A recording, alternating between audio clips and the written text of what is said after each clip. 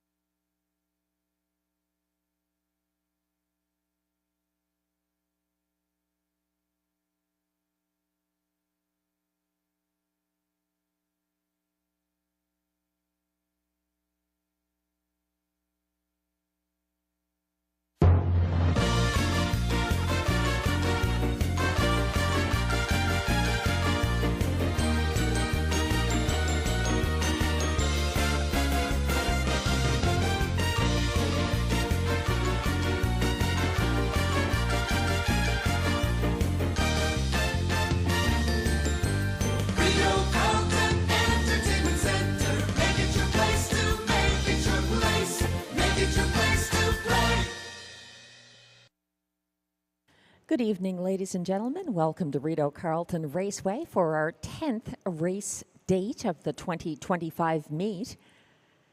Post time coming up at 6 p.m. for the first of our 9 races this evening. We're about 19 minutes away.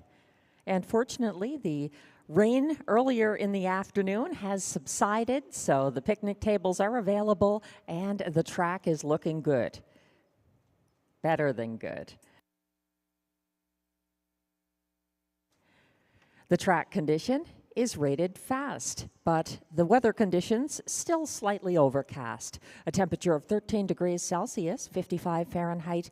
Winds are from the southeast, 27 kilometers an hour, or 16 miles per hour. Humidity is at 28%.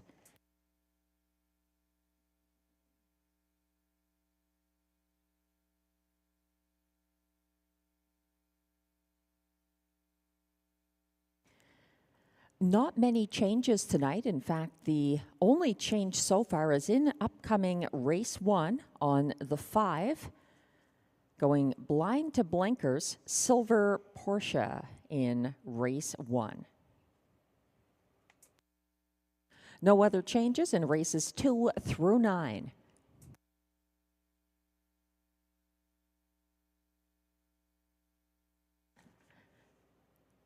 If you're looking for a place to take mom or the mother figure in your life on Mother's Day, it's coming up soon, Sunday, May 11th, and there's a beautiful brunch in Cafe Italiano from 11 a.m. until 2 p.m., so you can enjoy the sight of the horses training and jogging on the track while enjoying some beautiful food and drinks at Cafe Italiano.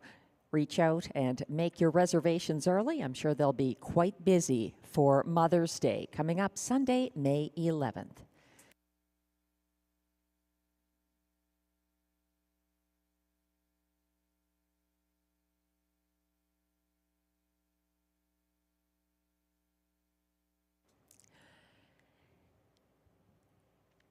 Taking a look at handicapping for race 1.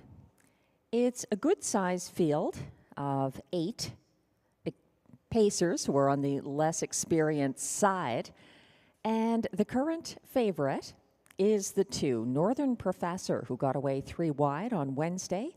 Back down to single file third before the quarter. He wasn't able to catch or clear the leader, Greenleaf. Northern Professor stepped out first over at the half and spent the remainder of the mile gaining ground on the outside. He made a late surge to the wire and dead heated with Flash Me Some Green for place. He came home in the field's second fastest last quarter of 30-1. That's the 2, Northern Professor, 2-5 favorite right now for trainer-driver Guy Gagnon.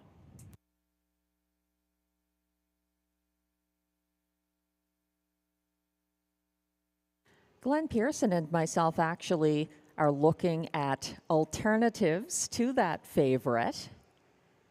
Again, this field on the less experienced side, so you can't look and see that they've already won a lot or have a lot of background. Glenn is going to post 7 for Greenleaf and driver Jonathan Lapointe. They blasted to the lead from the rail here Wednesday, opened up on the front end by 3 lengths past the opening quarter, and maintained a narrow lead under pressure from closers, Flash Me Some Green and Northern Professor for the win.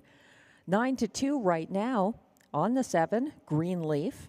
The post position is a tough one after winning from the rail. That's my only reservation. I'm using Greenleaf 4th in my Superfecta race 1. My top choice here, 21-1 right now on the 5, Gold Dealer, who was caught in 5th along the pylons on the second turn Wednesday and got buried 5th on the final turn, but closed into stretch traffic, coming home in the field's second fastest last quarter of 30-1. This is the debut for catch driver Ryan Guy on the 5, Gold Dealer, who up until now has been driven by trainer Mike Armstrong. Look out, a great price if it holds, 21-1 on my top pick here.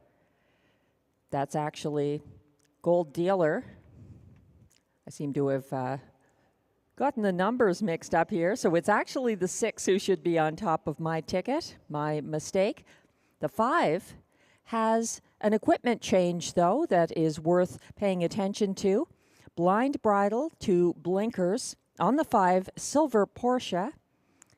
So that one could be playable as well. Some stakes history in Quebec for Silver Porsche. Melanie Plourde gets the drive once again.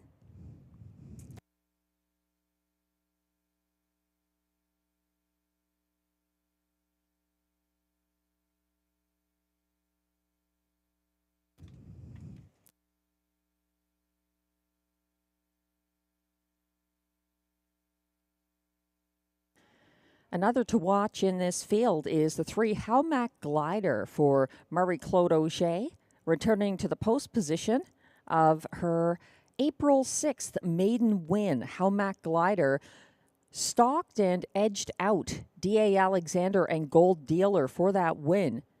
Howmac Glider retreated to single file 6th on the first turn Wednesday, flushed out Flash Me Some Green approaching the half, and had a third over move on the final turn. She was flying wide down the stretch. Somehow, Howmac Glider is 99-1 at the moment. We're about 13 minutes away from post time for race 1. The wagering menu features exactor, triactor, superfecta, and early daily double wagering.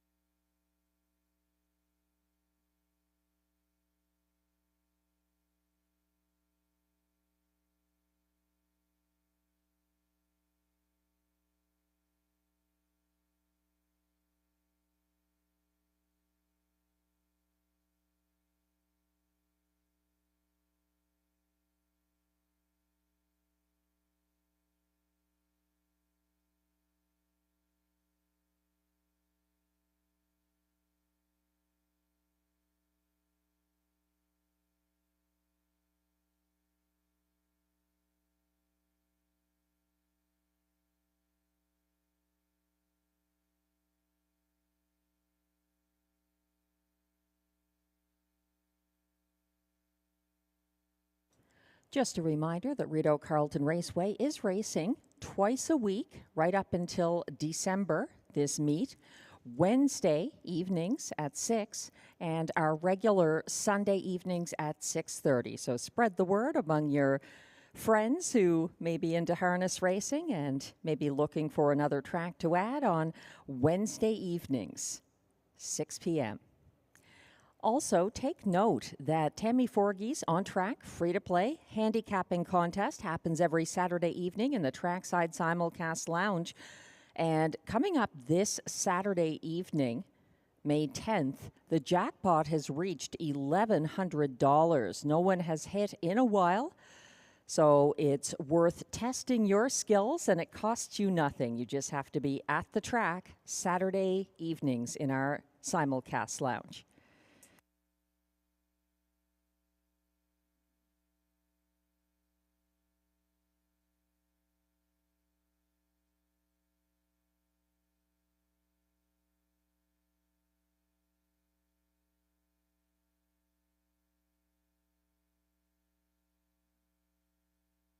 Northern Professor, the 2 getting all the respect here. He's the 1-5 favorite, despite this being his 5th career start, only his 3rd this season. The 3-year-old gelded son of Muscle Mass coming in off a dead heat for place. His best ever finish for trainer driver Guy Gagnon, and that was here on April 30th.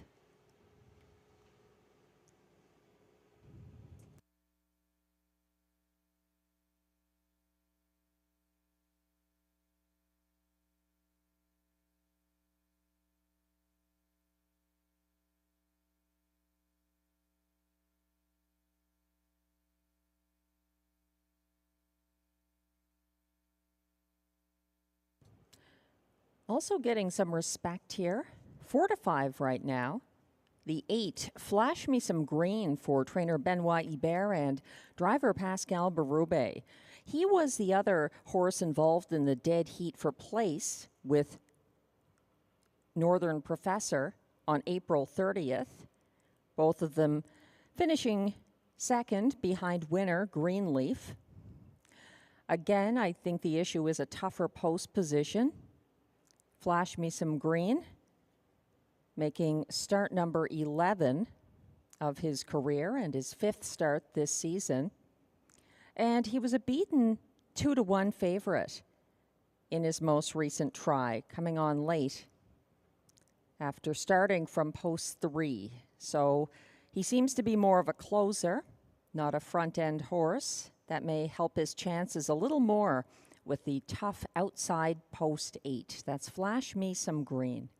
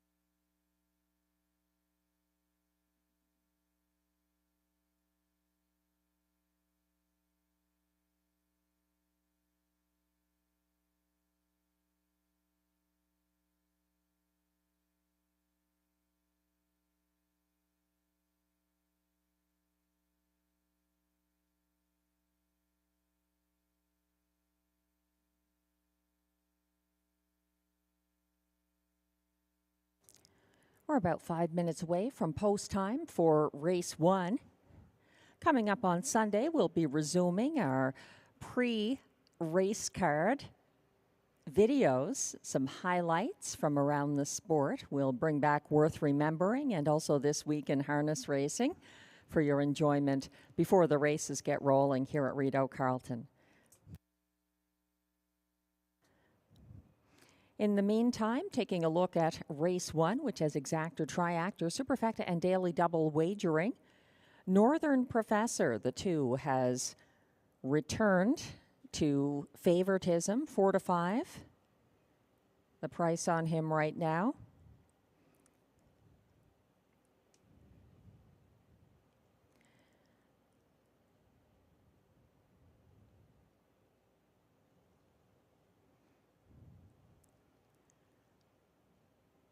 Again, given the condition of the race, non-winners of $6,000 or a race lifetime, none of these show a lot of previous wins or accomplishments. However, there are some winners in the field, and sometimes that's something to keep in mind with these younger horses. that they know how to win. The 7, Greenleaf, a maiden victory, April 30th at this track with a front-end trip for Jonathan Lapointe, also his first driving win of the meet. The 6, Gold Dealer, my top choice here, was a winner 2 starts ago with trainer Mike Armstrong driving and now picks up the catch driver Ryan Guy. The 3, Howmack Glider, gets catch driver Marie-Claude Auger after a maiden victory 4 starts ago at this track, April 6th for William Waugh.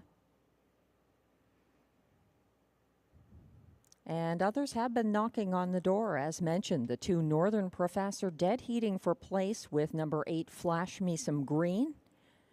Both of them coming on late in pursuit of winner Greenleaf last Wednesday.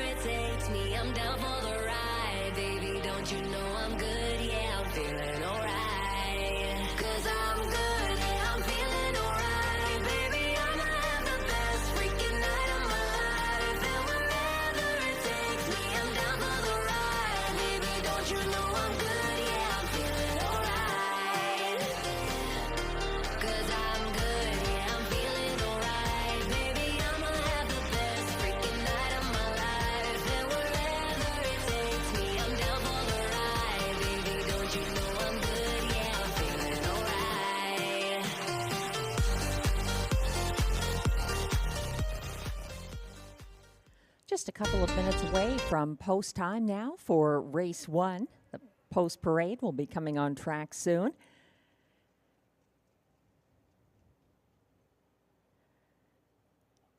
A nice group of 8 young trotters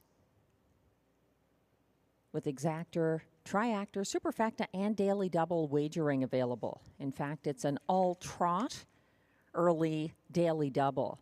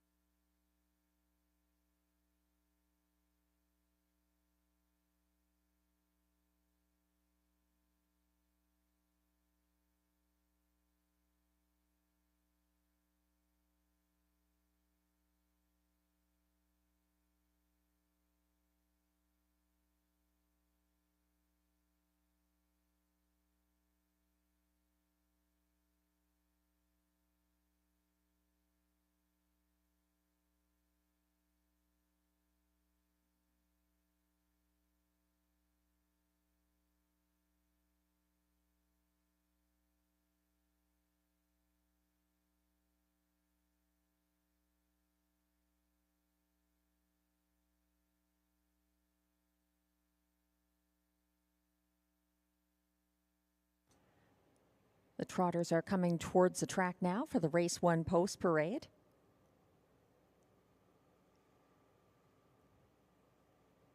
Continued support for the 2, Northern Professor. Even money right now in the win pool.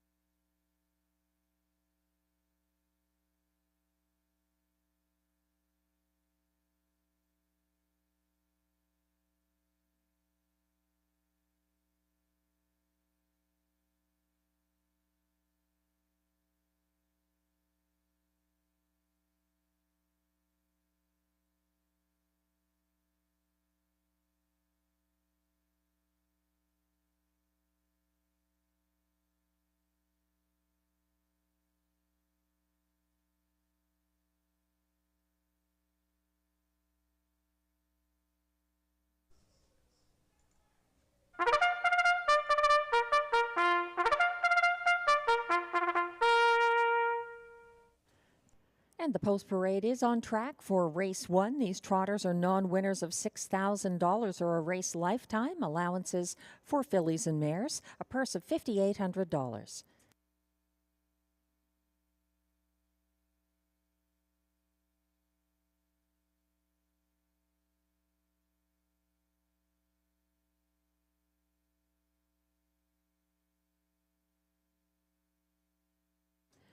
One is Diara, owned by Cozen Farms, La Prairie, Quebec, trained by Catherine Girard, driven by Robert Shepard. 2 is the 4-5 current favorite Northern Professor, owned by Jean-Louis Seguin of Gatineau, Quebec, trained and driven by Guy Gagnon. 3 is Howmack Glider, owned by Howmack Farms Limited of Prince Edward Island, with Rodney Locke and Vic Putty of Ontario. Vic Putty trains, Marie-Claude Auger drives. 4 is Silver Mass, making his second career start for owner Silver Stables of Venison, Quebec, trained by Stéphane Pouliot, who also drives.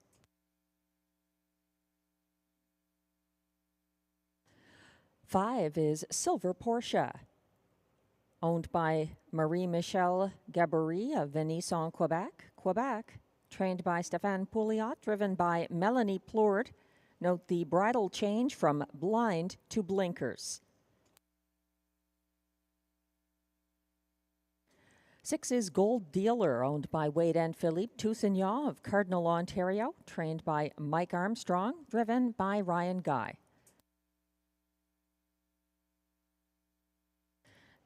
7 is Greenleaf, owned by Écurie Largo Incorporated, Notre-Dame-de-Lourdes, Quebec, trained by Pierre-Marc Longpré, driven by Jonathan Lapointe.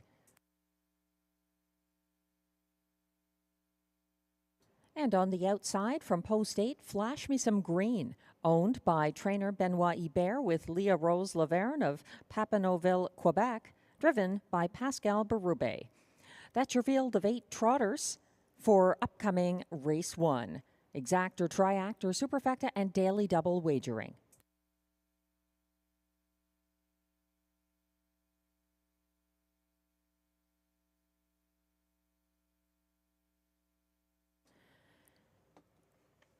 There's Northern Professor. His odds have gone up and down. He was 1-5 favorite a few minutes ago, 4-5 favorite right now, getting lots of support after the dead heat for place on April 30th at this track for Guy Gagnon. He does have a little more experience than several in this field, and he's also stayed flatter than a number of them who have had some early braking issues in their careers. So bettors counting on the 2, Northern Professor, to get that maiden win. My top choice has now taken over as the favorite. That's a 6, Gold Dealer. Mistakenly, I wrote the 5. I do mean the 6. That's Glenn's third choice, Gold Dealer. The wheelin' and dealin' filly has been racing well with trainer Mike Armstrong driving, and now he lists the catch driver, Ryan Guy, who gets along so well with a lot of the trotters here. So Gold Dealer, suddenly even money, and she's already won a race at a similar classification here, April 23rd. So she looks like a good bet, in my opinion. She's 6-5 right now. Post 6, Gold Dealer. Glenn and I both looking to Northern Professor in the place spot. Glenn is using Greenleaf on top, 13-1 right now. The post position playing into that after the maiden victory last Wednesday. Glenn's superfecta, Greenleaf over Northern Professor, with Gold Dealer third, and then Flash Me Some Green furthest out completes the ticket.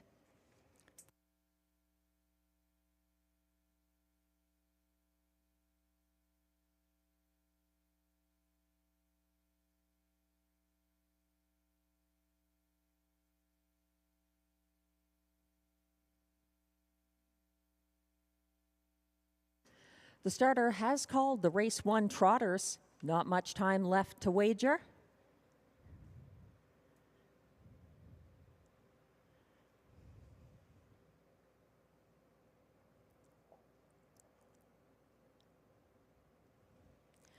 Flash Me Some Green, the 8, is being led into position or being turned.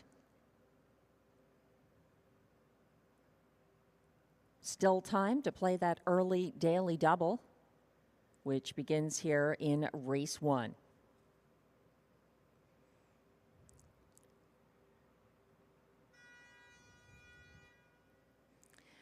And the starter has called the field once again. The young trotters are lining up gradually. 1 is Diara for Robert Shepard. 2, Northern Professor, Guy Gagnon. 3, Howmac Glider, Marie-Claude Auger. 4, Silver Mass, Stéphane Pouliot. 5, Silver Porsche, Melanie Plourde. 6, Gold Dealer, Ryan Guy. 7, Greenleaf, Jonathan Lapointe. And on the outside 8, Flash Me Some Green, Pascal Berube.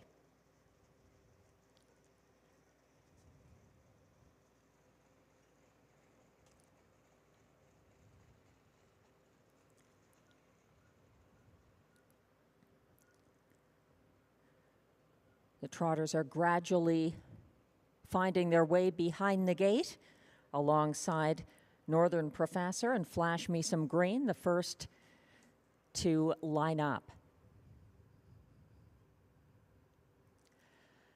There on the Rideau backstretch.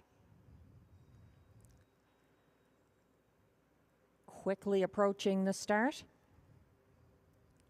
They're off and trotting, taking back early that Silver Porsche and Flash Me Some Green as a wave of horses are rolling towards the lead. Gold Dealer sticking her neck in front, but Northern Professor fighting back on the inside, and Howmac Glider moving between them. Following from a cautious 4th is Greenleaf in the early going. This battle isn't done yet. Howmac Glider being sent by Marie-Claude Auger, and circling Northern Professor to take charge at the quarter pole in 29 and 4. Quickly opening up now by 3 lengths on the lead. Howmac Glider followed by Northern Professor in front of the grandstand. It's a gap of 4 lengths back to Gold Dealer in 3rd, shadowed by Greenleaf 4th. Another gap back to Flash Me Some Green in 5th. Then Diara, and at the back of the field are Silver Mass and Silver Porsche.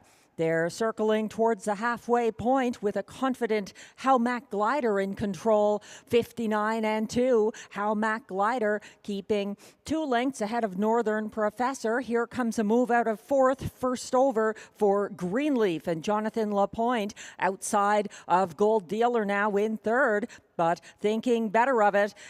Northern Professor has stepped out ahead of Greenleaf and is continuing on first over now from 2nd to try another challenge against leader Howmac Glider, approaching 3/4. 1:29 and 4 the clocking. Howmac Glider still in charge with a locked up Gold Dealer waiting for her turn along the pylons for Ryan Guy. 3 wide late. Greenleaf going to turn on some late speed outside of Northern Professor, who is still coming on first over up the inside late. Gold Dealer making a move, but Howmac Glider looks to be too good. It's going to be Howmac Glider finishing ahead of Northern Professor, then Gold Dealer. Might have been Diara finishing 4th. 2 minutes and 4/5.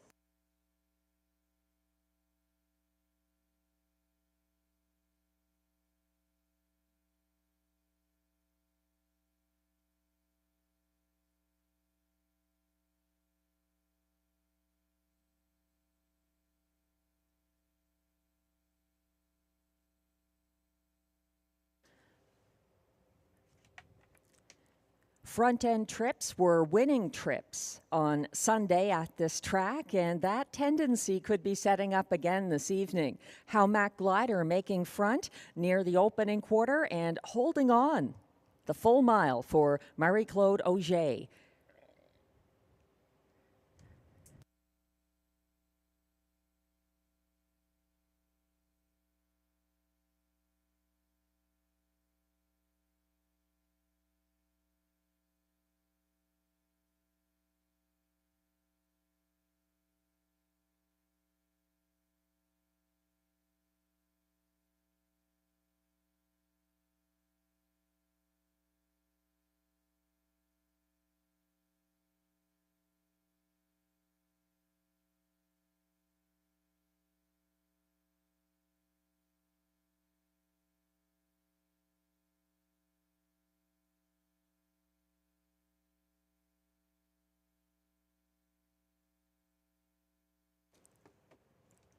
The unofficial top 4 finishers are now posted for race 1 at odds of 8-1. An upset winner, number 3 Howmac Glider for driver Marie-Claude Auger. Second was the 3-5 favorite Northern Professor. Finishing third, number 6 Gold Dealer, and 8 Flash Me Some Green got up to finish fourth. 3-2, 6-8, the unofficial top 4 order of finish in race 1. Please hold all tickets.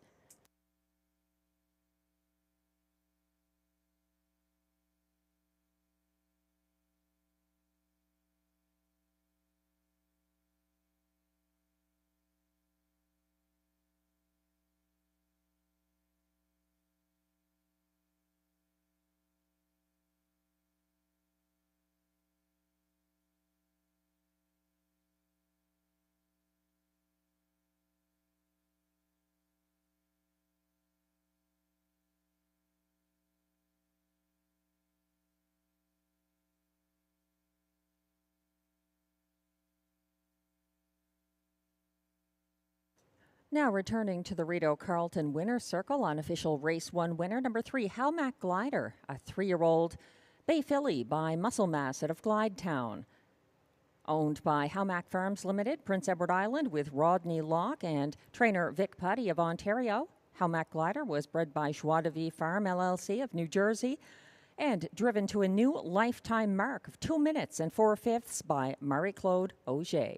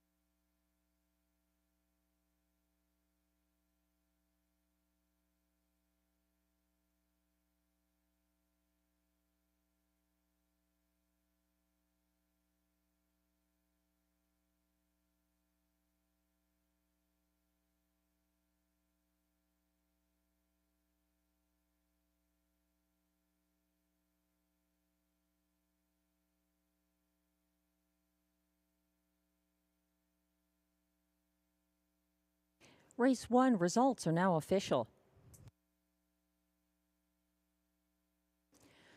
Prices are posted for race 1, where number 3 Howmac Glider returns $18.30 to win. The $2 3-2 exactor pays $42.10. The $1 triactor 3-2-6 combination pays $66.55, and the $1 superfecta 3-2-6-8 ticket returns $185.70.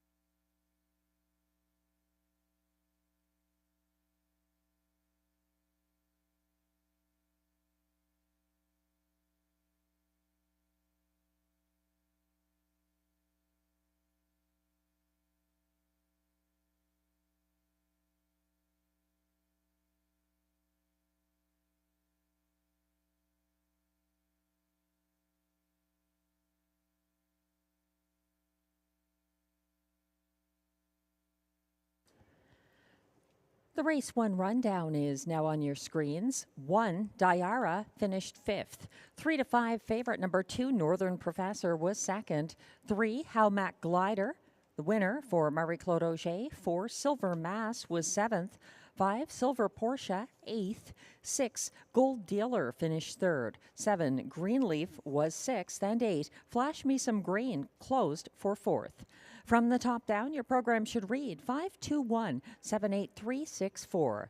The fractions were 29 and 4 to the quarter, 59 and 2 at the half, 129 and 4 at 3/4, 2 minutes and 4/5, the winning mile, and a new lifetime mark for Howmac Glider.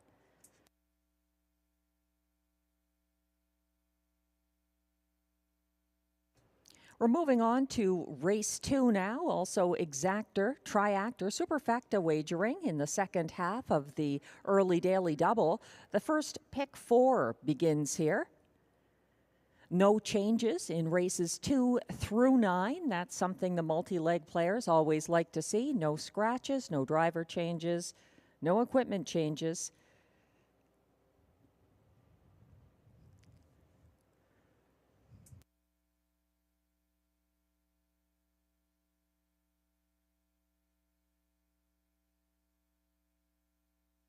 And as I speak, there is a scratch in upcoming race 9. Upcoming race 9, the last of the card, there is a judge's scratch of number 3, Rockin' Zeus. That's in race 9, not part of our pick 4 that begins here in race 2. This is a very competitive field. It looks like the betting public currently leaning towards my top choice, number 2, CS Gold Policy for Mandy Archer and Robert Shepard after a recent claim. And also the 5 Ciel Bleu, co-favorite right now. Both of those two selections in race 2 at odds of 9 to 5.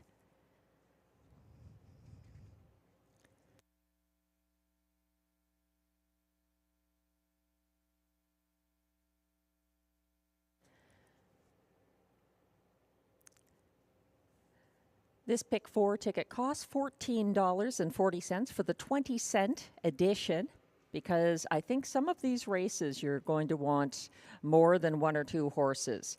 Here in race 2, again going with the 2 CS Gold Policy and the 5 Ciel Bleu. In race 3, that one is tougher. We have some preferred trotters. Number 4, Impressive Dude.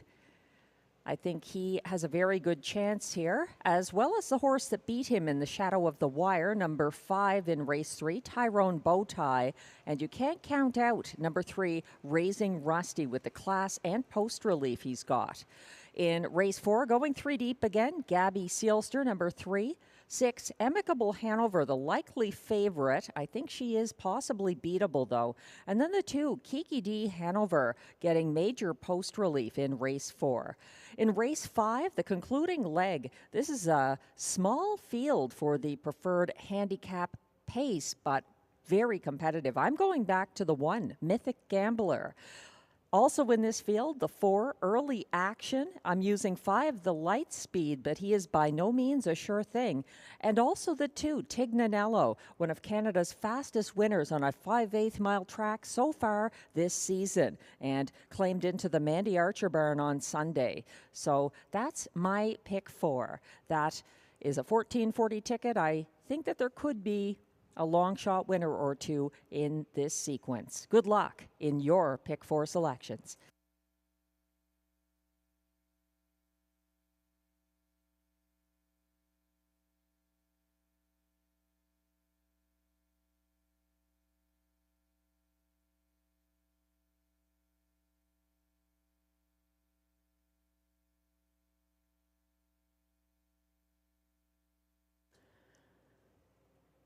The trotters are approaching the track now for the race 2 post parade.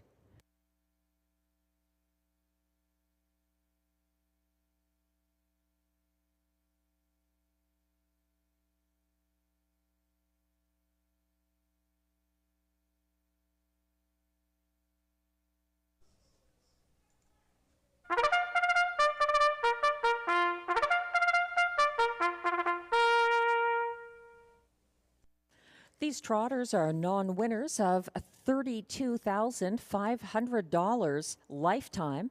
Also eligible, $18,000 claimers, and also eligible non-winners of $600 per start in their last 10.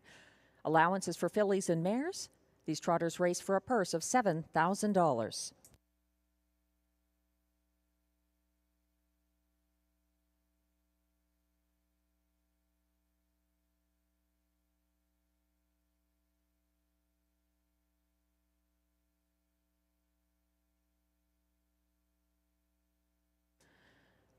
Leading the post parade, number 1, Wish You'd Tell Me, owned and trained by Gerard Vaillancourt of Kemptville, Ontario, and driven by William Waugh. 2 is the 4-5 current favorite CS Gold Policy, owned by Jamie Copley of Kenmore, Ontario, with Kimberly Eaton of Brockville and Wayne Hutt of Morrisburg, Ontario. Mandy Archer trains, Robert Shepard drives. 3 is Stomper Tom, owned by Wade and Philippe Toussaint of Cardinal, Ontario, trained by Mike Armstrong and driven by Ryan Guy. 4 is Synergy S, owned by driver Sylvain Lacaille of Saint-Paul-de-Joliette, Quebec, and trained by Kelly Duval Lacaille. 5 is Ciel Bleu, owned by Écurie Guy Gagnon Incorporated and Gestion Louis La Tulipe Incorporated of Quebec, trained and driven by Guy Gagnon. And completing the field from post 6, Global Money, owned by Nicole Beauvais-Gertner of Apple Hill, Ontario, trained and driven by Pierre Beauvais. That's your field of 6 trotters in upcoming race 2. No changes. Exactor, Triactor, Superfecta, and Pick 4 wagering. Zooming in now on the good-looking number 2, CS Gold Policy, adding driver Robert Shepard. CS Gold Policy back down from second over, making an early move into 5th along the pylons in the most recent start. He was caught in and shuffled back, approaching the second turn and loose laid up the inside path. He came home in last Wednesday's fastest closing quarter for a Rideau trotter outside of the preferred class. That was a 29-1 last quarter for CS Gold Policy, making his second start for trainer Mandy Archer. 4-5 favorite right now. 2-1 on number 5, Ciel Bleu, who successfully wired at 15-1 odds last Wednesday, winning by open lengths.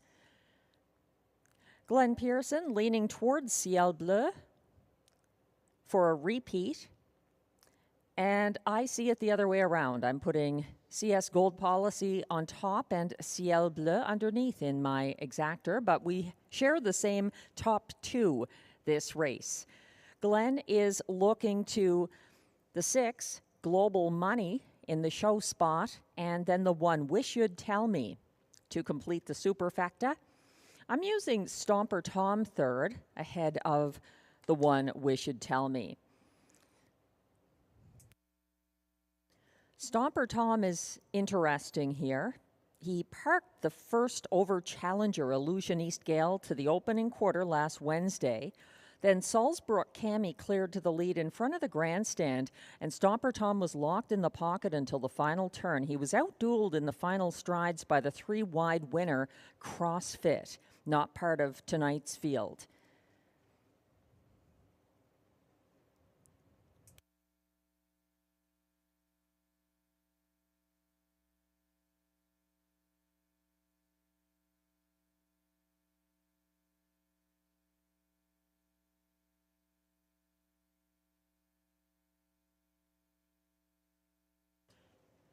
In the program, I thought that the 2, CS Gold Policy, might be a bit of a price here and made this 5-year-old gelding my spot play selection. But he's been the favorite ever since the windows opened. So even money right now, the best I can offer on the 2 CS Gold Policy. Not much of a spot play.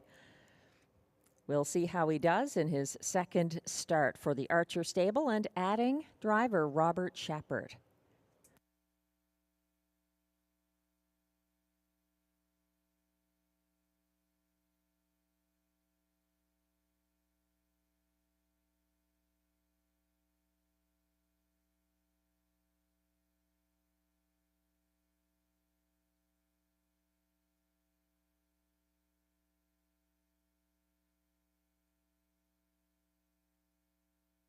The starter has called the field for race 2. Still time to play the early pick 4.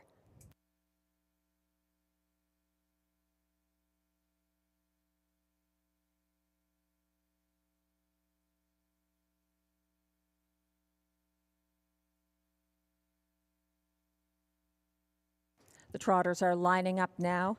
1 is Wish You'd Tell Me for William Waugh. 2, CS Gold Policy, Robert Shepard. 3, Stomper Tom, Ryan Guy. 4, Synergy S, Sylvain Lacaille. 5, Ciel Bleu, Guy Gagnon. And on the outside, 6, Global Money for Pierre Beauvais. They're on the turn.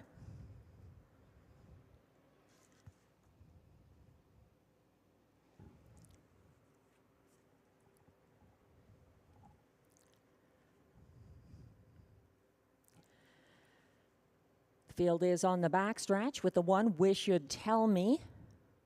About a length behind the rest, but he's on the gate now and off to an early lead. Wish You'd Tell Me blasting to the front for William Waugh from the inside post position, playing Catch Me If You Can. He's got an early 3-length advantage over Stomper Tom, now up into second, followed third along the pylons by CS Gold Policy, and then backing down into fourth along the inside. That's Synergy S. At the back of the field, that's Ciel Bleu, and trailing Global Money. They're single file now past the 28-3 opening quarter, and the big early lead for Wish You'd Tell Me has diminished to just over a length. He is shadowed now by Stomper Tom from a loose pocket second. CS Gold Policy follows single file third, and then it's back to Synergy S, Ciel Bleu, and at the back of the pack, Global Money, yet to make a move. They're still in place along the pylons, headed towards the half, and Ciel Bleu is making a move now out of second last, advancing past the halfway point, reached by leader Wish You'd Tell Me in 59-2. He's still tracked by Stomper Tom, and now making a move out of third and brushing up alongside Stomper Tom up to challenge that CS Gold Policy. Following him into fourth from second over now, that's Ciel Bleu, and moving third over from the back of the field, Global Money underway as Synergy S gets shuffled to last. They head past three quarters, 128-4, and Wish You'd Tell Me still having things his way on the front end with CS Gold Policy pressing on the outside, and Stomper Tom gearing up on the inside for the stretch drive. They're trying to hunt down Wish You'd Tell Me. His early lead is evaporating because Stomper Tom is surging up the inside and Ciel Bleu is coming on outside. It's going to be Ciel Bleu over Wish You'd Tell Me, Stomper Tom, and CS Gold Policy may have been fourth, 158-1.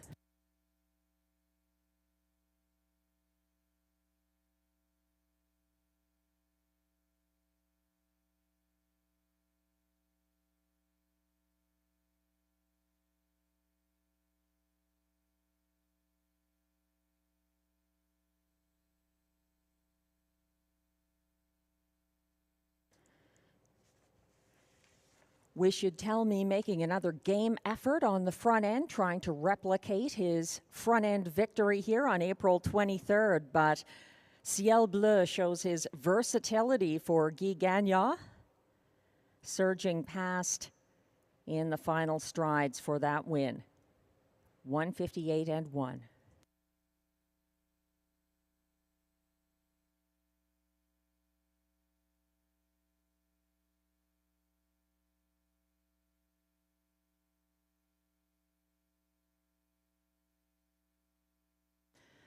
Unofficial top 4 finishers are now displayed for race 2.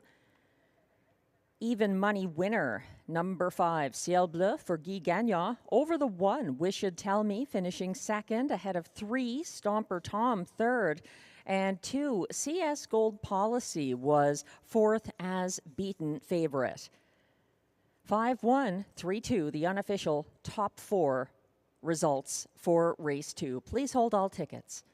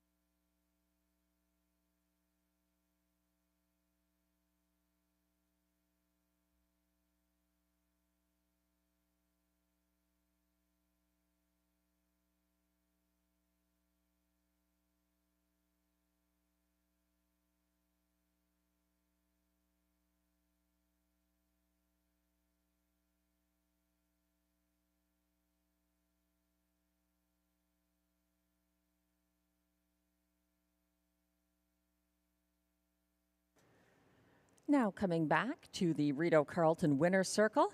Unofficial race 2 winner, number 5, Ciel Bleu. A 7-year-old bay gelding by Muscle Mass at a Volonté, owned by Écurie Guy Gagnon Incorporated and Gestion Louis La Tulipe Incorporated of Quebec. Ciel Bleu was bred by Écurie Provocante, Quebec, trained and driven by Guy Gagnon. That's the 3rd win this season for Ciel Bleu, 158-1.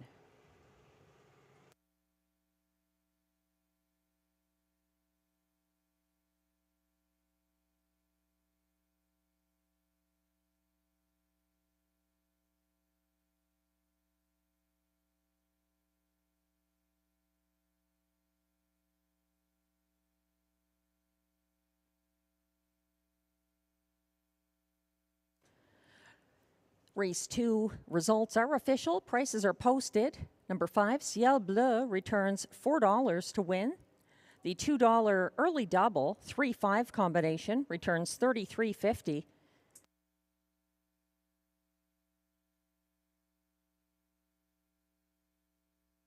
The $2 5-1 exactor pays $17.10. It's $28.10 for the $1 5-1-3 triactor and $43.95 for the $1 superfecta 5-1-3-2 combination.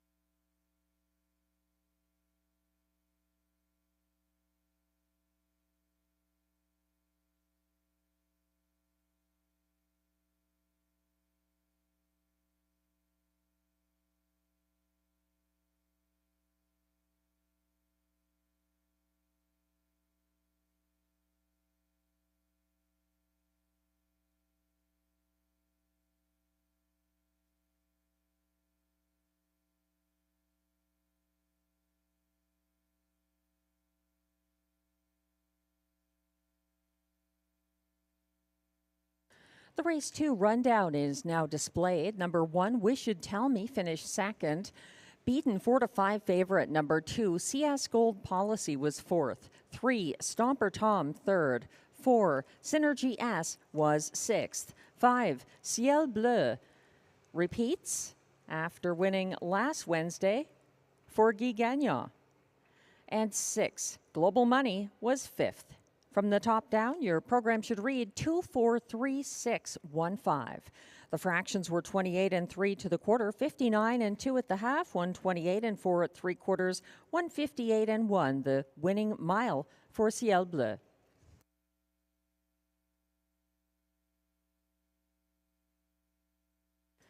Race 3 is coming up next, but it's time for another reminder. If you haven't got plans for Mother's Day, Cafe Italiano has some of the best views in the Ottawa area.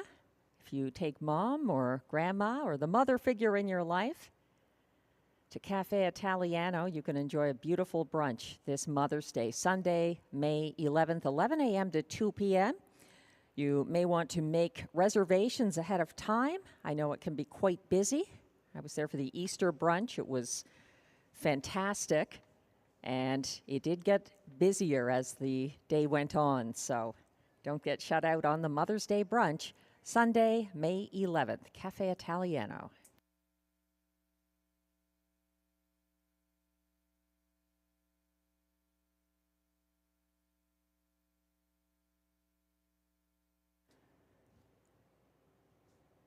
So we have one front-end winner and one closer in 2 races so far. Let's see if a tendency develops tonight. The front-end horses were dominating on Sunday night. Ciel Bleu catching a game, Wish You'd Tell Me, in deep stretch in race 2. So now we're moving on to race 3, more trotters. This is our preferred handicap trot. It's a field of 5 and a tough one to handicap. Glenn Pearson going to the 5. Tyrone Bowtie on the outside for Mike Armstrong and driver Ryan Guy. 4-5 favorite right now. And he was a winner at this level on April 30th for the same connections. But it was a close margin in that 154 and 2 lifetime best win. The horse he beat is my top selection here, 9-5 on number 4, Impressive Dude, for trainer-driver Guy Gagnon. I'm counting on Guy going back-to-back after winning with Ciel Bleu. Impressive Dude cut the fractions in the April 30th preferred handicap trot and was stung late by Tyrone Bowtie. He did hold on for second, and it was a very good effort. This is a deep field. 6-1 right now on number 3, Raising Rusty, who surprised at a nearly 10-1 price on April 23rd, winning from the rail at this classification over the pace-setting Emmatown Bud. And now, Raising Rusty gets significant post relief coming in from the 8-hole. He finished with broken equipment last Wednesday for driver Melanie Plourde. Now it's Stéphane Pouliot back in the bike on the veteran, Raising Rusty. Glenn and I both using him for third. And then to complete the superfecta, Glenn likes the 2, Cadillac for Alain Martin and Robert Shepard. I'm using the 1, Rose Run Why Not, the only mare in the field from the Carl Duguay stable. Pascal Berube getting that drive after her second place finish behind Duc La Victoire in an April 27th Rideau qualifier.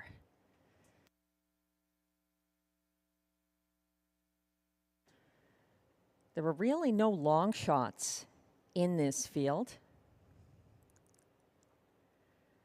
And the betting public leaning towards the closer, Tyrone Bowtie, number 5. 3-5 right now. He was able to turn his late speed into a victory at this level on April 30th.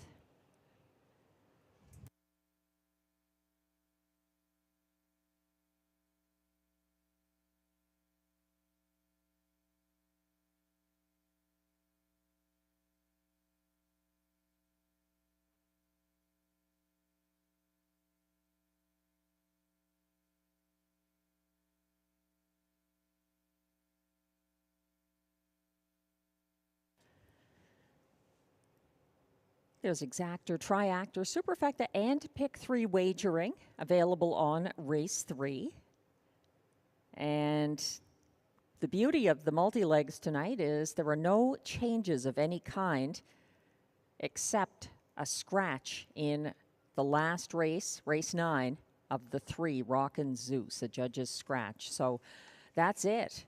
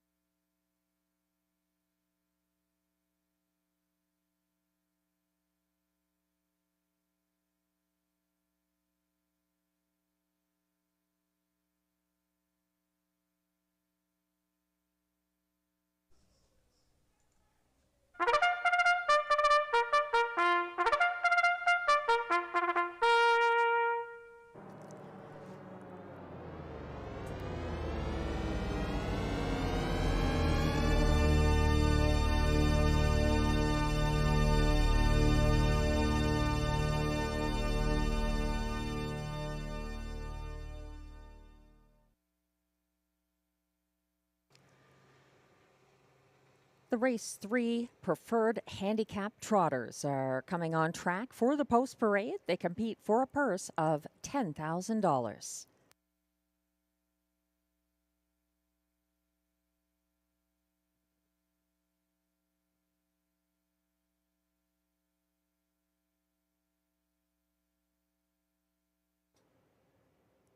One is Rose Run Why Not, owned by Investissement KFB of Sorel, Tracy, Quebec, and co-owned with trainer Carl Duguay of Trois-Rivières, Quebec. Pascal Berube drives. 2 is Cadillac, owned by Michel Grenier of Gatineau, Quebec, trained by Alain Martin, driven by Robert Shepard. 3 is Raising Rusty, owned by a numbered Quebec corporation of Gloucester, Ontario, trained and driven by Stéphane Pouliot. 4 is Impressive Dude, owned by Louis-Philippe Roy of Ontario, with Michel Letard and Jean Allaire of Quebec, trained and driven by Guy Gagnon. And completing this field from post 5, the 3-5 current favorite Tyrone Bowtie, owned by Cynthia Graham and Mark Mayhew of Ontario, with Gillian Keating of British Columbia, trained by Mike Armstrong, driven by Ryan Guy. That's your strong field of 5 preferred handicap trotters coming up in race 3. There's exactor, triactor, superfecta, and pick 3 wagering available.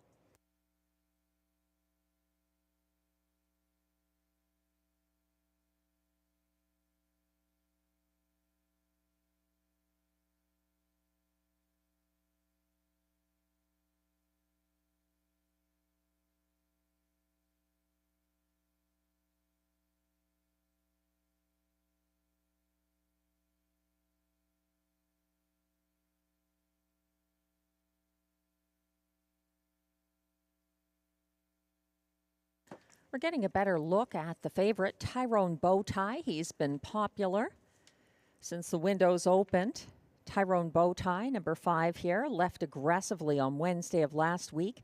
He took back to third on the first turn, left the pylons at the top of the stretch, and then closed in 28-1, the field and card's fastest last quarter by a trotter. He lowered his lifetime mark to 154-2 in the process of getting that win over the pace setter, Impressive Dude. Impressive Dude is now the 4-5 favorite from post 4 here. He was first to the front in the Wednesday preferred handicap. He opened up by 3 lengths over Emmetown Bud by 3/4 and then was collared by the fast closing Tyrone Bowtie in the shadow of the wire.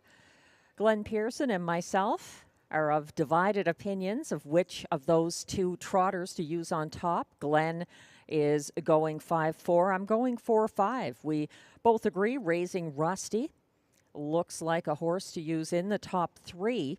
He could be better than third. He lost a shoe near the half last Wednesday and lost ground late, but gets significant post relief.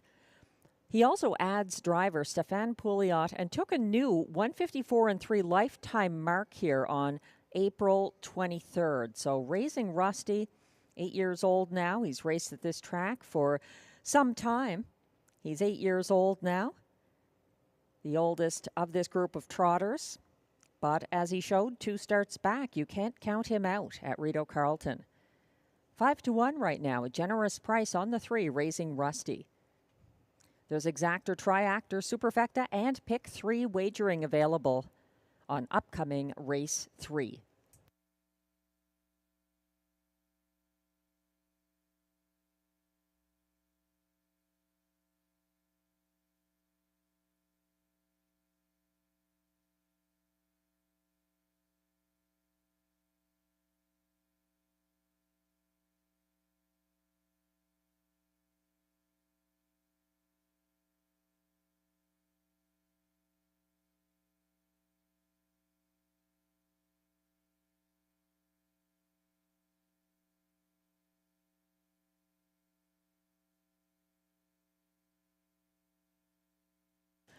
The starter has called the preferred handicap trotters.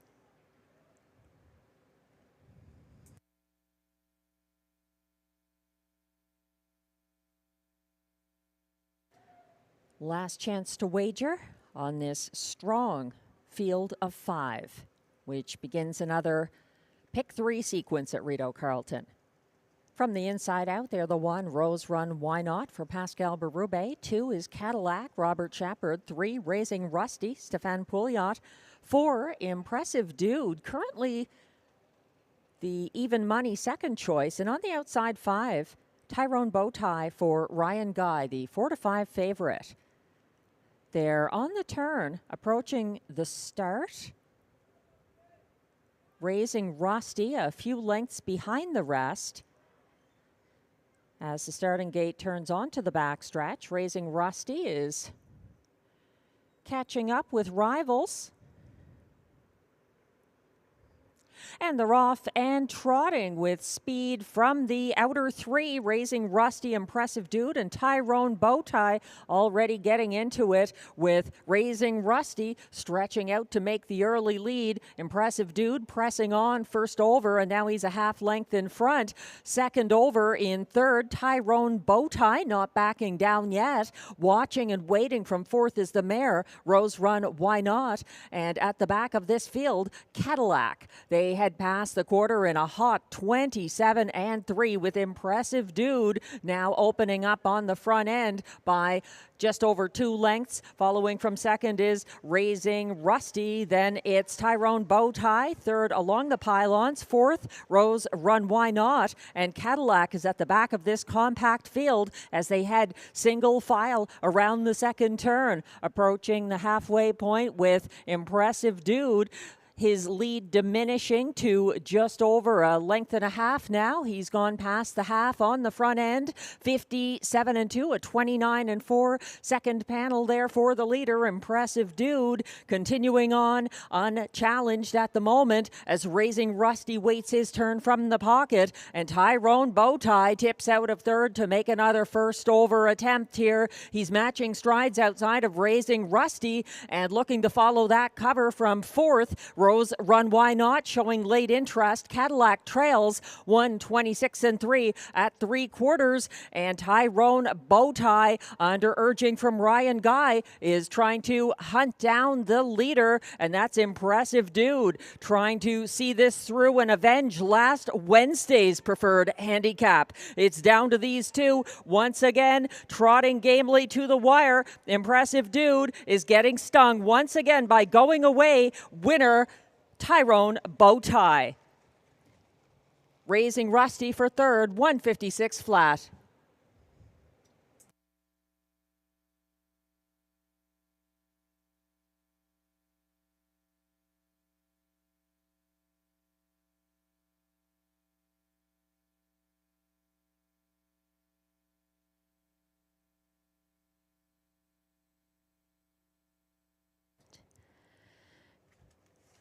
Another stretch duel between Impressive Dude and Tyrone Bowtie.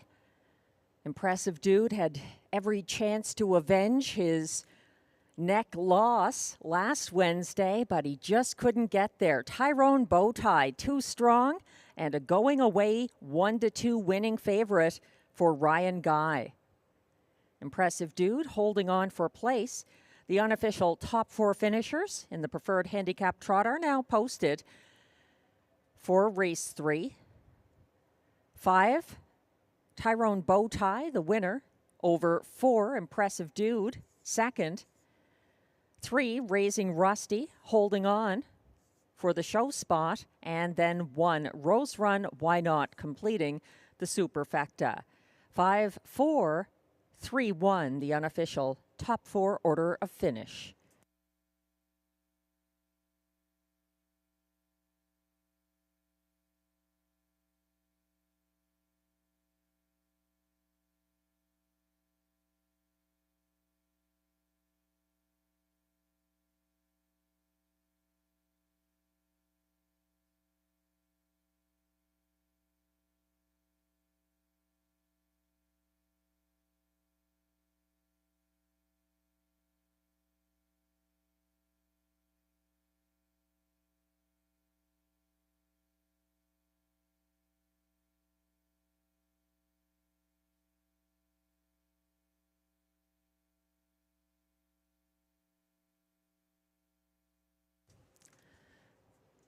Now back in the Rideau Carleton winner's circle, it's preferred handicap unofficial winner, number 5, Tyrone Bowtie.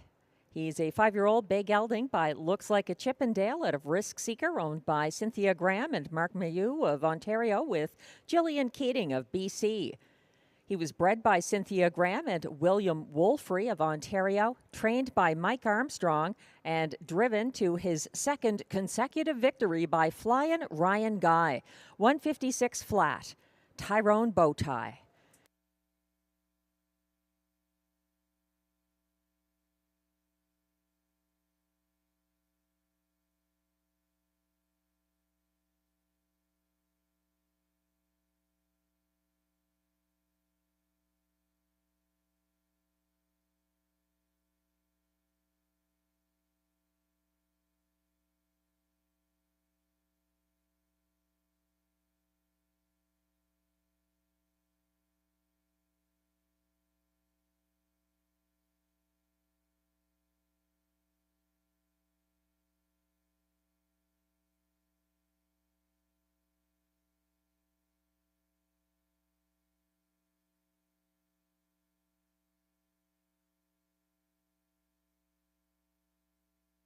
Race 3 results are now official.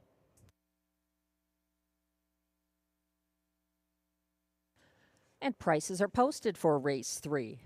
Number 5, Tyrone Bowtie returns $3.10 to win. The $2 5-4 exactor pays $4.80.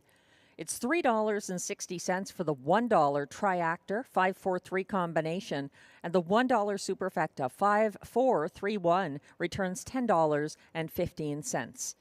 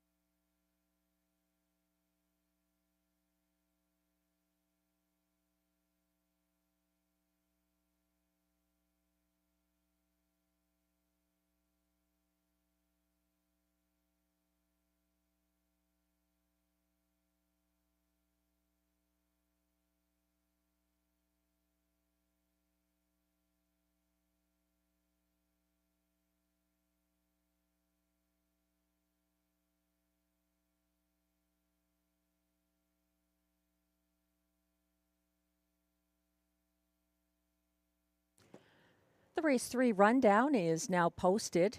Number 1, Rose Run Why Not, finished 4th. 2, Cadillac, 5th. 3, Raising Rusty was 3rd. 4, Impressive Dude, 2nd. And 1-2 favorite, number 5, Tyrone Bowtie. A winner once again for Ryan Guy. From the top down, your program should read 4, 5, 3, 2, 1. The fractions were 27 and 3 to the quarter, 57 and 2 at the half, 126 and 3 at 3/4, 156 flat. Tyrone Bowtie.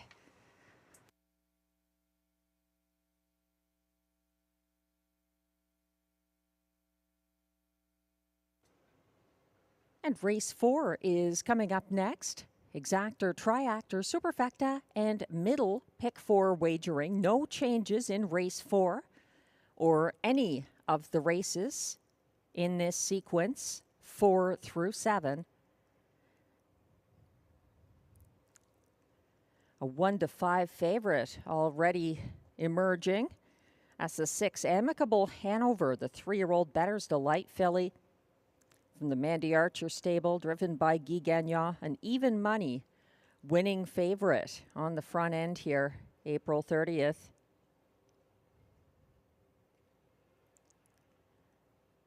She's facing similar but not identical company. Some familiar faces here. CB Caper not among them, but show finisher from April 30th, Hot Girl Summer, has post 5 for Kara Stacy and driver Clark Stacy.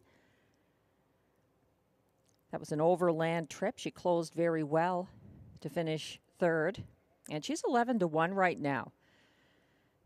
Glenn Pearson likes those 2 outside fillies. He's using the 6, Amicable Hanover, on top in his tickets. He likes the 5, Hot Girl Summer, in the place spot, and then he's using the 1, Tia, Sebastian Turen's 4-year-old mare, who is winless in 5 tries this year, but has finished 3rd on a couple of occasions. To complete his superfecta, he's going to the 2, Kiki D. Hanover, for Jeremy Marcotte and Pascal Berube. I see it a little differently. I'm using a filly that Glenn has not put in his ticket, and I'm using her on top. That's a 3, Gabby Seelster, for Gerard Vaillancourt and Marie-Claude Auger. Winless, but I think she might just need and get a different trip here. I like Amicable Hanover as well, 2-5 favorite.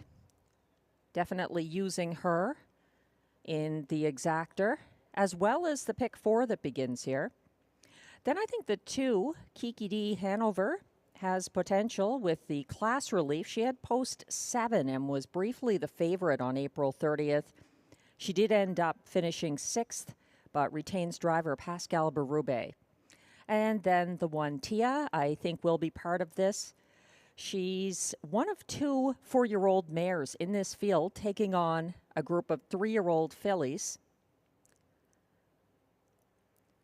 So it will be interesting to see if Amicable Hanover can get the job done from the outside post after getting her win here last Wednesday from post 2 for the same connections.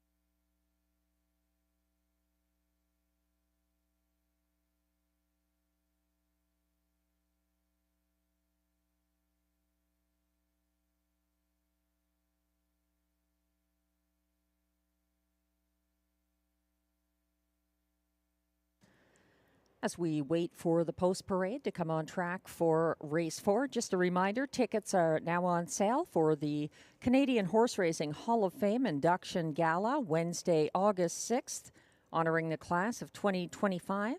The standardbred inductees going in, John Bax, Dave Briggs, Brad Grant, the late Kent Oakes, and horses Muscle Mass and Yankee Paco.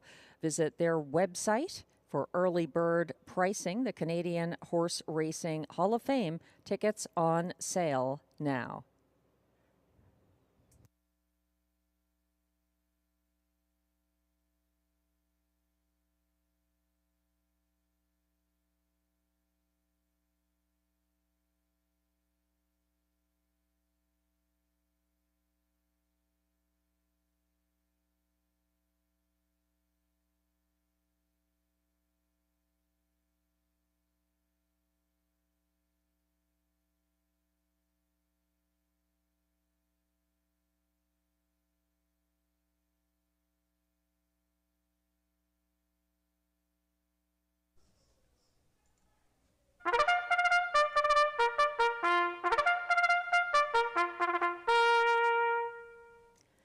And the post parade is now coming on track for race 4. These pacers are fillies and mares who are non-winners of $5,000 lifetime, with non-winners of a race allowed $2,500.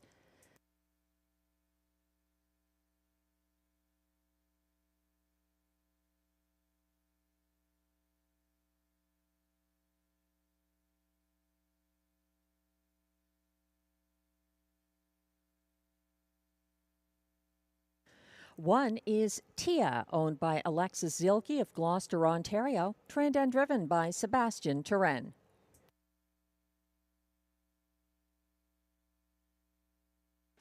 Two is Kiki D. Hanover, owned by trainer Jeremy Marcotte of Notre Dame de la Paix, Quebec.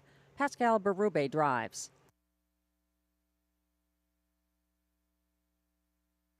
Three is Gabby Seelster, owned and trained by Gerard Vaillancourt of Kemptville, Ontario, and driven by Marie-Claude Auger.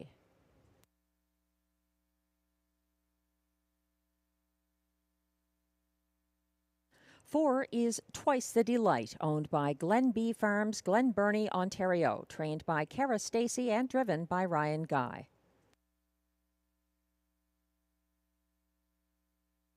Five is Hot Girl Summer, also owned by Glen B Farms, Glen Burnie, Ontario, trained by Kara Stacey and driven by Clark Stacey. And completing this field, from post 6, Amicable Hanover, owned by Jamie Copley and Kimberly Eaton of Ontario, with Sean McIsaac and Jody Sanderson of PEI, trained by Mandy Archer and driven by Guy Gagnon.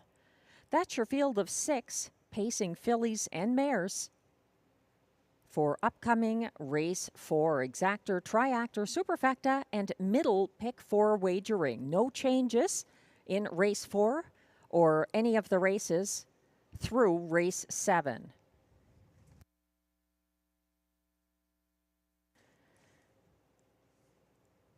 We're zooming in now to get a closer look at the 6, Amicable Hanover, who cleared leader CB Caper past the opening quarter last Wednesday and subsequently wired from an inside post for a going-away maiden victory. It was an impressive effort. Lots of people saw it. That's why she's 4-5.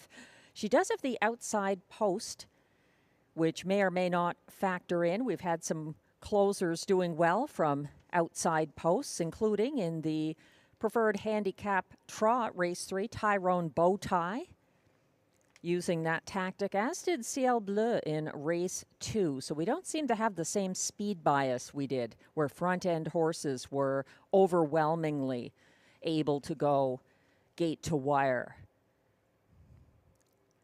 Taking a look again at track handicapper selections, Glenn Pearson, confident in the favorite, Amicable Hanover.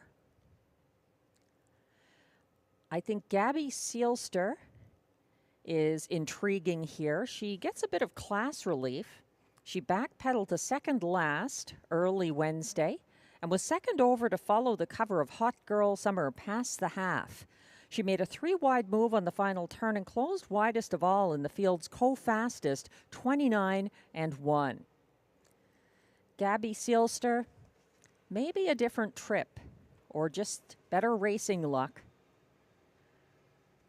She has hit the board 3 times in 5 starts this season.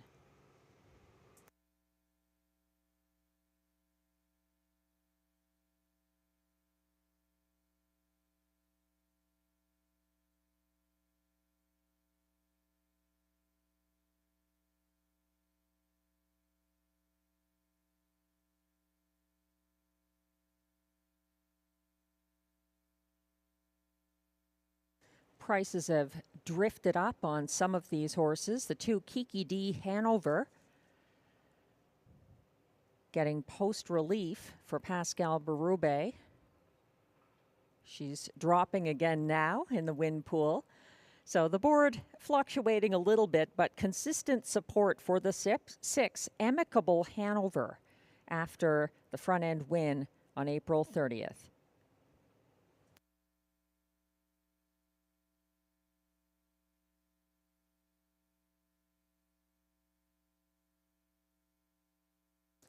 Don't forget, this is a great pick 4 sequence with no changes of any kind. You don't see that very often at any track. So no driver changes, equipment changes, scratches also eligibles. What you see is what you get. So a really good pick 4, our middle pick 4 kicking off in race 4.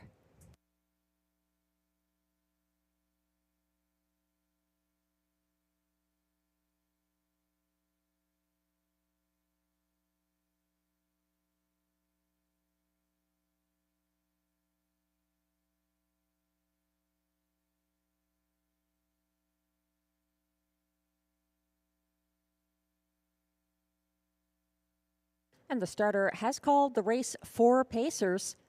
This is your last opportunity to get involved in our middle pick 4. 15% takeout, 20-cent minimum. They're lining up now for race 4. 1 is Tia, Sebastian Turenne. 2, Kiki D Hanover, Pascal Berube. 3, Gabby Seelster, Marie-Claude Auger. 4, Twice the Delight, Ryan Guy. 5, Hot Girl Summer, Clark Stacy. And 6, Amicable Hanover, Guy Gagnon. They're lined up on the turn with the exception of Tia on the inside, just getting in place now.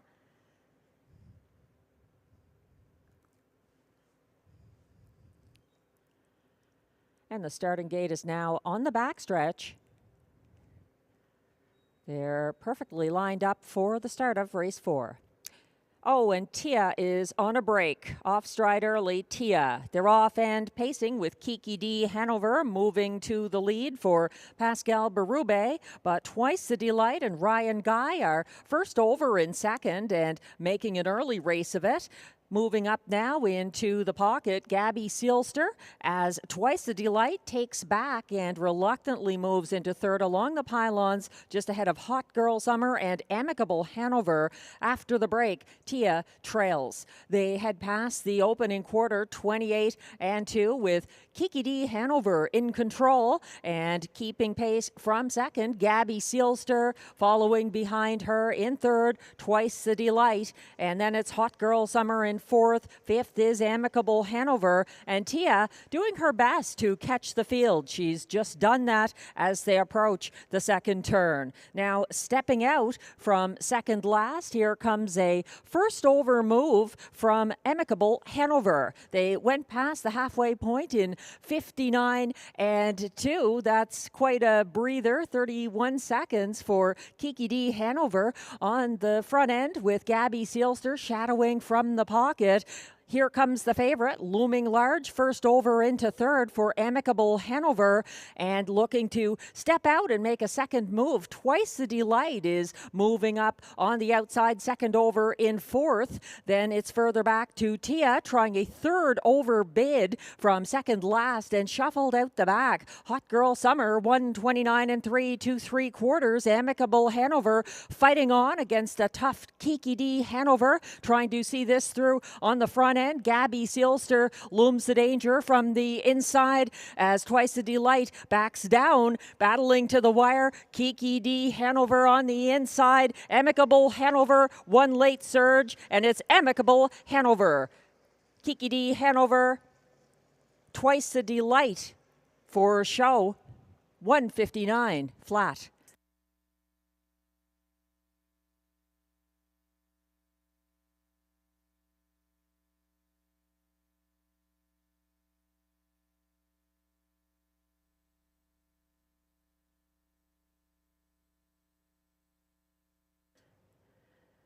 It's set up for quite an exciting stretch drive. A number of these fillies and mares made multiple moves this race, which was interesting. Amicable Hanover just kept coming and got the best of pace-setting Kiki D. Hanover at the wire. That was a very big effort for the show finisher, Twice the Delight, at double-digit odds.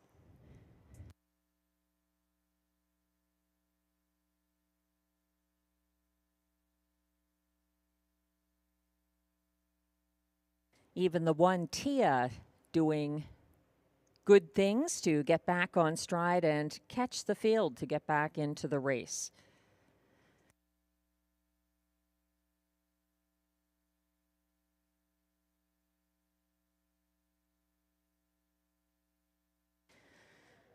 The unofficial top 4 order of finish is now posted.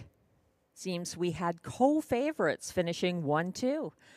Number 6, Amicable Hanover, getting the win for Guy Gagnon, his second of the card. The co-favorite, number 2, Kiki D. Hanover, held on for place, ahead of 20-1 shot. Number 4, Twice the Delight, one I would keep an eye out for next time. And the 5, Hot Girl Summer, coming on from last to complete the superfecta. 6, 2, 4, 5, the unofficial top 4 order of finish in race 4. Please hold all tickets.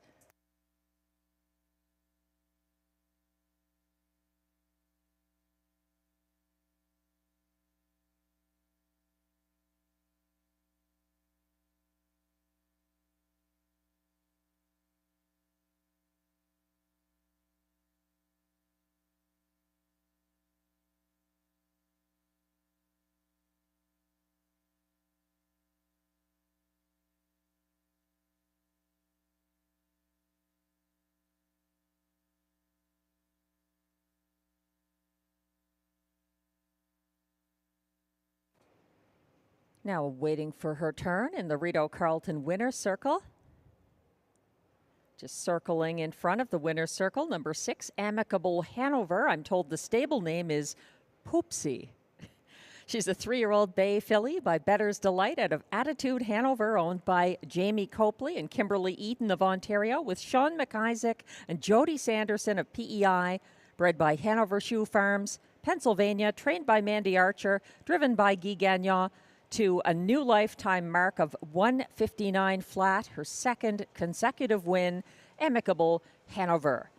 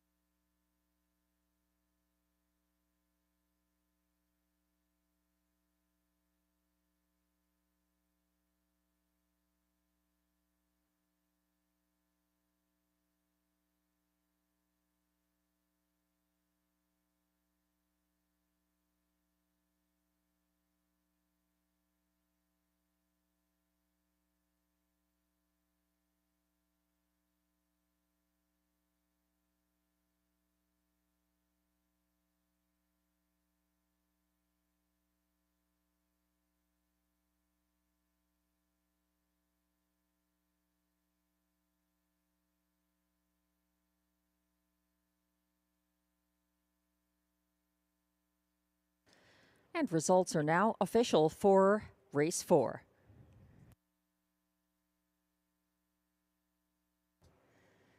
Prices are posted for race 4, where the 6 Amicable Hanover returns a generous $4.60, and that $2 6-2 Exactor pays a surprising $19.50. The $1 Triactor 624 combination pays $53.50, and the $1 Superfecta 6245 pays $160.10.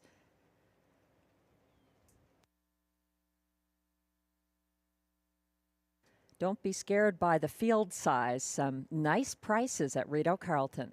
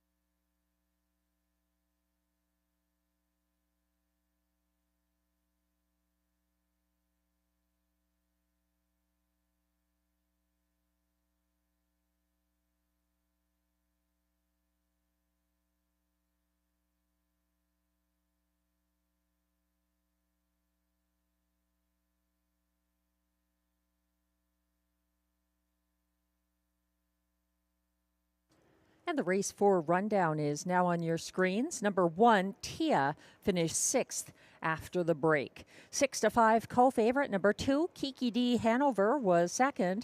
3, Gabby Sealster finished 5th. 4, Twice the Delight was 3rd. 5, Hawk Girl Summer 4th. And 6, Amicable Hanover was a repeat winner for Guy Gagnon as 6-5 co-favorite. From the top down, your program should read 6-2-5-3-4-1. The fractions were 28 and 2 to the quarter, 59 and 2 at the half, 129 and 3 at 3/4, 159 flat. A new lifetime mark for Amicable Hanover.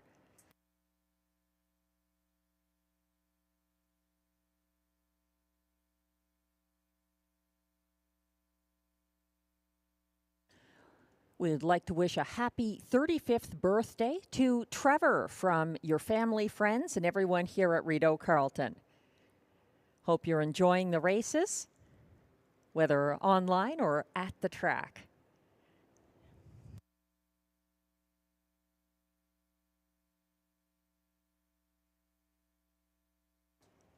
Rideau Carleton, definitely a great place for parties of all kinds, including birthdays. Tonight's a little cooler than typical for this time of year, but we've got those picnic tables out and the snack bar going. So might be something to consider next Wednesday evening or Sunday evening.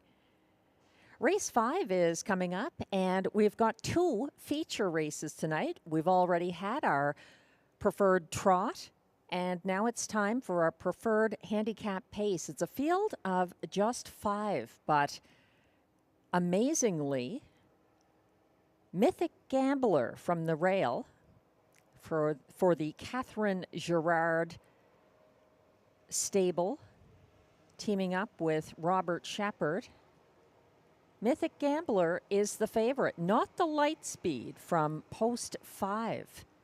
In spite of his 3-race win streak at this level from tougher post positions. 5-2 right now on number 5, the light speed, versus Mythic Gambler, 2-5 from the rail. He was a winner from the rail April 27th.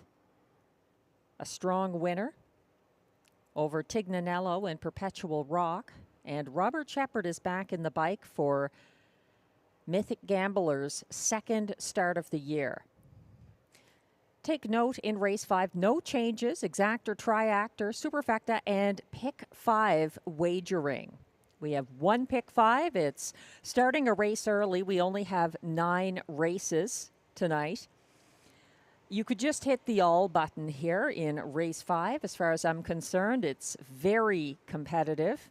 Whenever the light speed isn't automatically the favorite, you know it's a very competitive preferred. In race 6, going with 2 of them. I really like Beach Roller, getting the post relief, class relief in his second seasonal start. Also 9, LaBarbe could be tough to beat. He was very good in his last couple of efforts, finishing second here. I'm singling in race 7, the 5, Dominion for Carl Duguay and Guy Gagnon after a very good qualifier.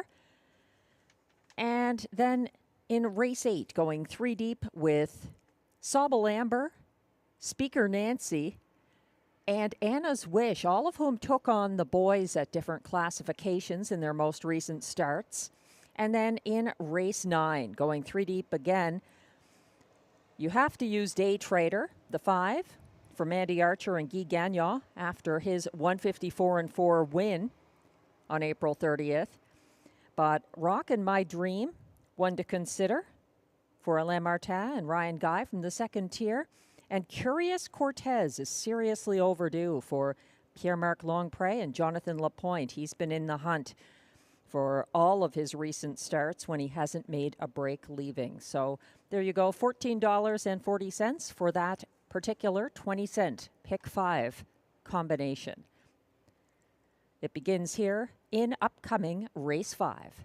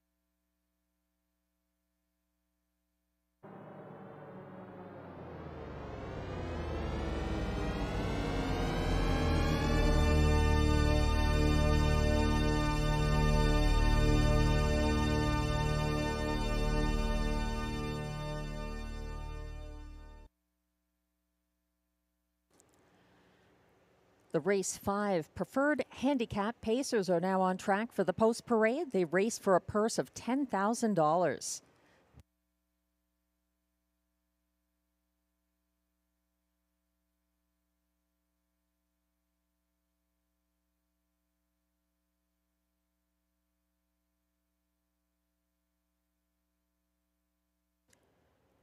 One is Mythic Gambler, owned by Cozen Farms, La Prairie, Quebec, trained by Catherine Girard. and driven by Robert Shepard.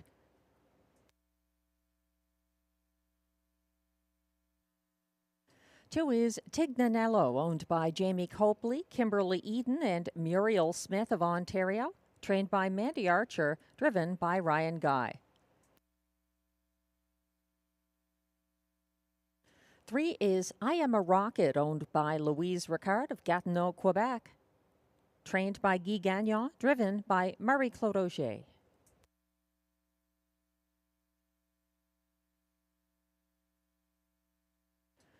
4 is Early Action, owned by Jamie Copley of Kenmore and Kimberly Eaton of Brockville, Ontario, trained by Mandy Archer, driven by Pascal Berube.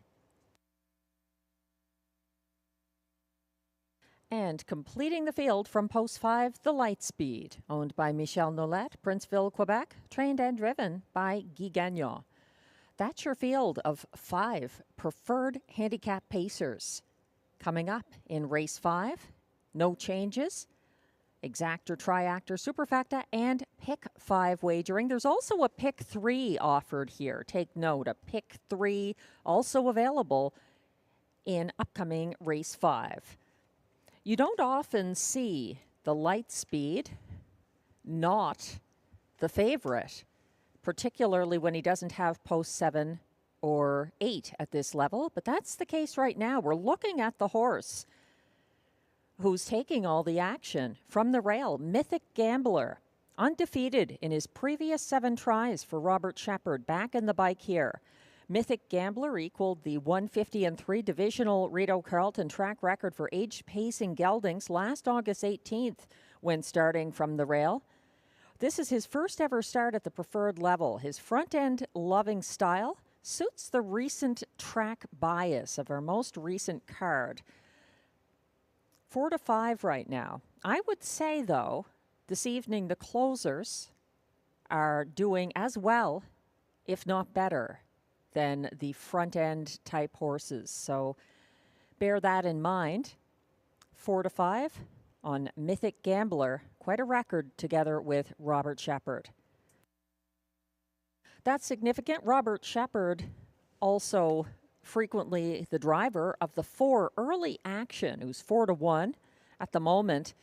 He's the last horse to beat the Lightspeed on home turf back on September 22nd of last year. It happened against a 5-horse field with the same post assignments as this edition of the preferred handicap. Early Action beat the Lightspeed by a head in that race here, September 22nd. Early Action also won the April 27th preferred for Robert Shepard, who's now aboard Mythic Gambler. This is Early Action's debut for Pascal Berube, and he closed in the field's fastest last quarter in his most recent effort, 27-4. Early Action. What can you say about the Lightspeed? From post 5, he's making his first start since winning the April 20th Rideau Preferred Handicap, and he gets significant post relief. He's undefeated this year at this track. 6-5 right now on the Lightspeed. And then you have the 2, 8-1 on Tignanello, making a quick turnaround. He overtook Shotgun Jerry on the first turn Sunday and subsequently wired for the returning Ryan Guy. He held off a late move by Shotgun Jerry and was claimed into the Mandy Archer barn on Sunday. Tignanello stepping up in class here after winning in 152-2 on May 4th.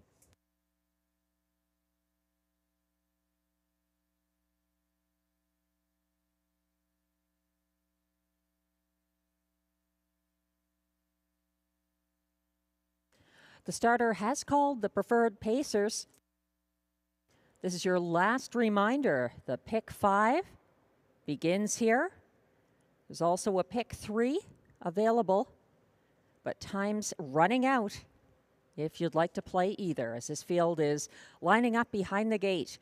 1 is Mythic Gambler for Robert Shepard. 2, Tignanello, Ryan Guy. 3, I Am a Rocket, Marie-Claude Auger. 4, Early Action, Pascal Berube. And 5, The Lightspeed, Guy Gagnon.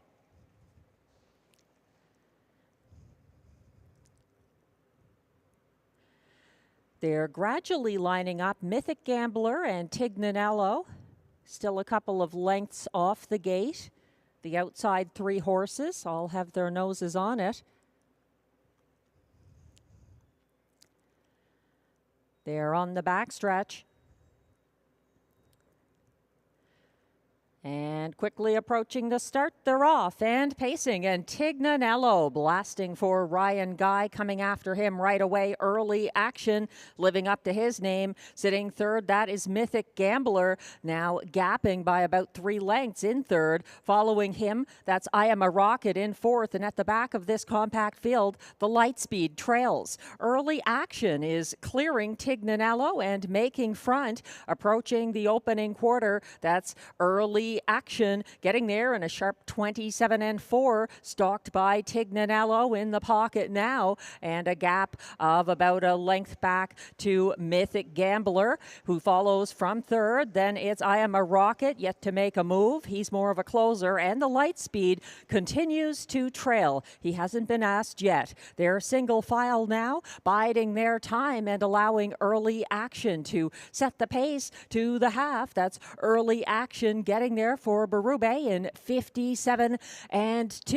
and Tignanello still gamely following from second. Here comes a move from Mythic Gambler, out and underway, staking ahead in front of Tignanello. He's up into second on the outside, and coming after Early Action, following him second over into fourth, I Am a Rocket at odds of 22-1, and gearing up from last, the Lightspeed yet to be heard from as they head past three quarters, 125-4. Early Action being tested. Mythic Gambler sticks a neck in front now, and I Am a Rocket looms the danger. He's second over, moving into third as they circle for home. The Lightspeed continues to trail as Mythic Gambler goes head-to-head down the stretch against Early Action. Mythic Gambler moving on and getting that win for Robert Shepard. Second was Early Action. Then it was back to I Am a Rocket third. It looked like the Lightspeed fourth, 153-4.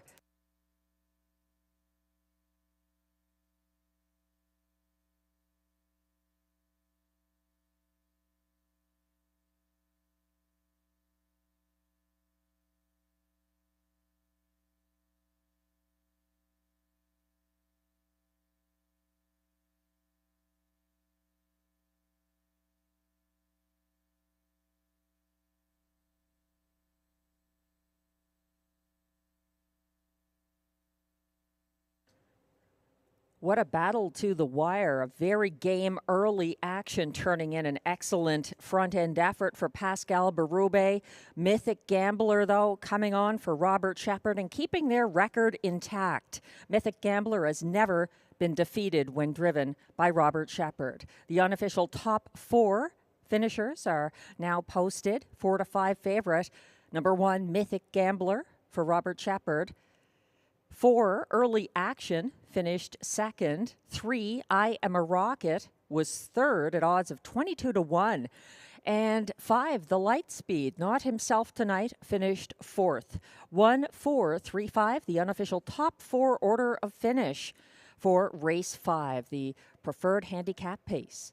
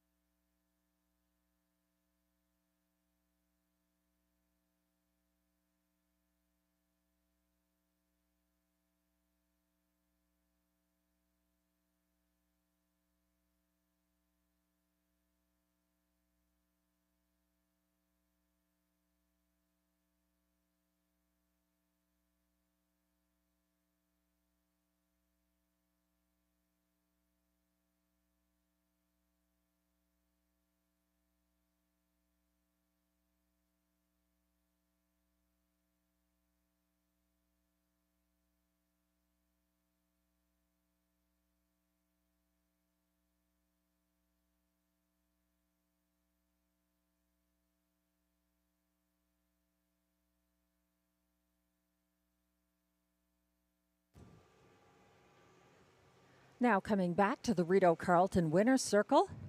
Unofficial Race 5 winner number 1, Mythic Gambler. A 7-year-old bay gelding by Bettor's Delight out of Mythical. Now the official winner of Race 5. He was bred by White Birch Farm, Allentown, New Jersey. He's owned by Cozen Farms, La Prairie, Quebec. Trained by Catherine Girard and driven to victory by Robert Shepard. 2 for 2 this season. 153 and 4. Mythic Gambler.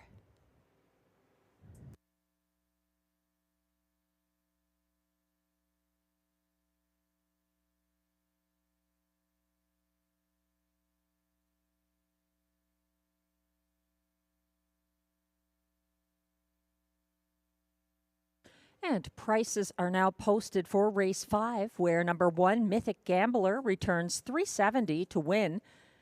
The $1 pick 3 of 3, pays $13.35 for the 5-6-1 combination. The $1 early pick 4 of 4, returns $33.95 for the 5-5-6-1 ticket.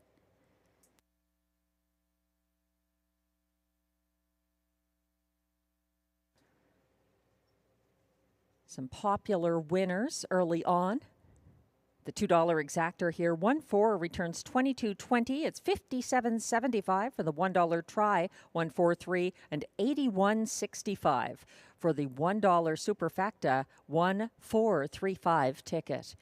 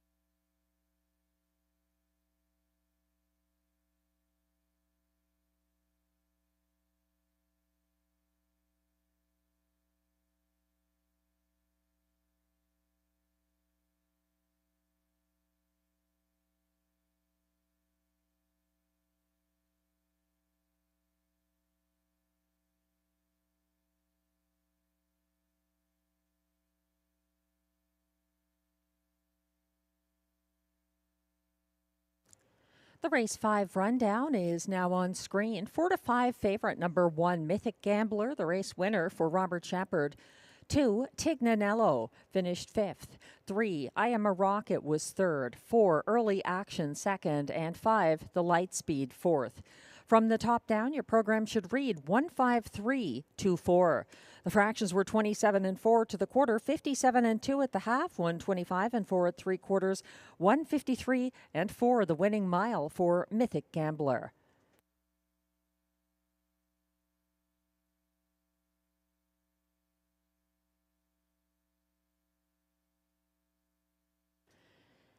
And we would like to wish a very happy 98th birthday to Leota Kenny from your family, friends, and all of us here at Rideau Carleton Raceway.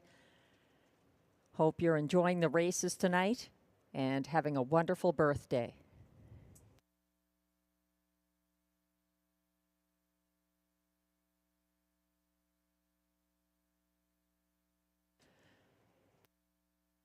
Race 6 is coming up next with exactor, triactor, high five, and late pick 4 wagering. A reminder, there are 9 races tonight, not 10.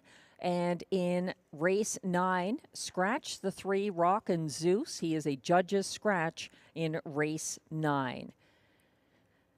Race 6 coming up begins the final pick 4 sequence of the card. There were no changes at all other than that scratch of the 3 in race 9. I am going with just a couple of horses here. The 2, Beach Roller, and the 9, La Barbe. Race 7, also keeping it simple there. I really like the 5, Dominion. Also using the 6, JM Stella. She just missed, finishing second with broken equipment as a beaten favorite last Wednesday. Race 8, a 6 mare field, and what a group of mares it is. Have to go 3 deep there with Anna's Wish, Speaker Nancy, and Sauble Amber, all taking on the boys, good boys in their most recent starts. And then in race 9, finishing off with the 6, Curious Cortez, seriously overdue, getting some post relief. He's been in the hunt and just on the way to a win here. Jonathan Lapointe, the driver, getting his first win this season with Greenleaf, recently at a price. Have to use Curious Cortez. Also the 9, Rockin' My Dream, closing from near last to third on May 4th. He makes the quick turnaround in race 9 from post 9. And 5, Day Trader, Mandy Archer, Guy Gagnon coming in off a win, but up in class. So that's my late pick 4, costing $7.20 for the 20-cent version.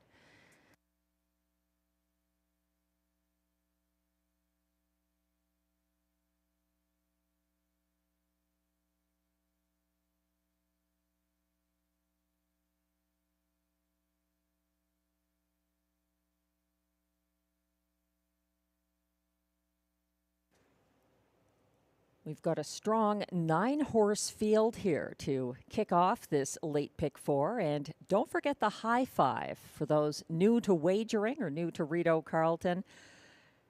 Just a reminder, the pick 4, you're picking 4 consecutive winners, the winners of races 6, 7, 8, and 9. And the high five is where you're picking the top 5 finishers in one race here in race 6, 1st through 5th.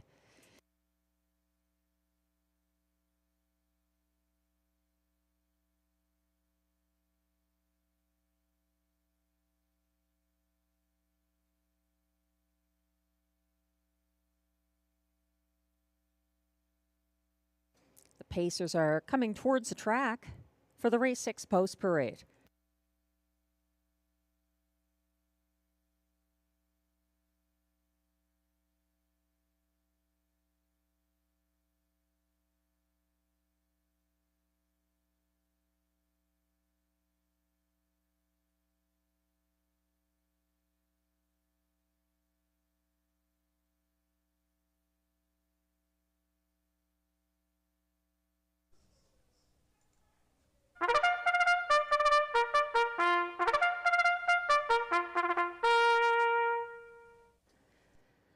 The Pacers are coming on track for the race 6 post parade. They are non-winners of $200 per start in their last 10 starts or a race in 2024 or 2025. Allowances for fillies and mares.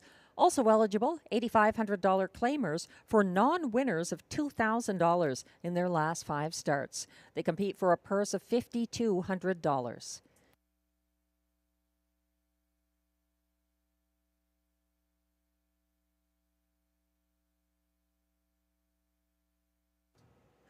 One is Mock Art in Motion, owned, trained, and driven by Jason Gilchrist of Prescott, Ontario.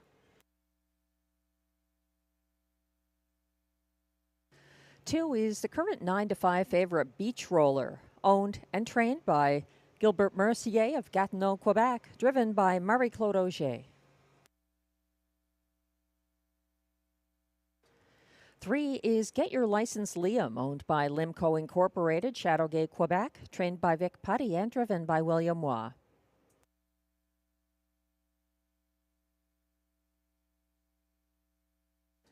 4 is Savoir du Haras, owned by Barry Treen of Spencerville, Ontario, trained by Jacob Copley, driven by Guy Gagnon.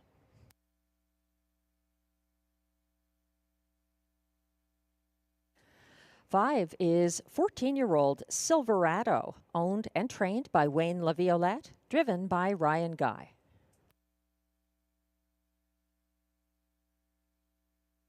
Six is Hellas Rocket, owned by Alexis Zilke of Gloucester, Ontario, trained and driven by Sebastian Turenne. 7 is Going Yard, owned by a numbered Quebec Corporation of Gloucester, Ontario, with Sylvain Bilodeau of Lac Échemin, Quebec, trained by Stéphane Pouliot, driven by Melanie Plourde. 8 is Perfect Dalliance, owned and trained by Jennifer McBride of Almont, Ontario. Robert Shepard drives. And from trailing post 9, it's La Barbe, owned by a numbered Quebec Corporation of Gloucester, Ontario, trained and driven by Stéphane Pouliot. That's your field of 9 pacers for upcoming Race 6, Exactor Triactor, Super High 5, and Late Pick 4 wagering. We're zooming in on 9-5 favorite from post 2, Beach Roller, making a quick turnaround. This one has only missed the Rideau Superfecta 3 times in 12 trips last year when driven by the returning Marie-Claude Auger. He's getting serious post and some class relief. Beach Roller started up second over from last in front of the grandstand Sunday, following the cover of Manhattan Joe into 5th along the backstretch. Beach Roller never cleared Manhattan Joe in the stretch drive. He finished 8th, but just 3 lengths behind the winner, Sunny Bow. There were a lot of horses coming on late, so I would disregard that 8th. Just 3 lengths behind Sunny Bow at the wire, Beach Roller. Lots of attentive Rideau Carleton horse players obviously saw that, making him the 9-5 favorite here on the quick turnaround and moving in from post 8 to a much better post position. Beach Roller.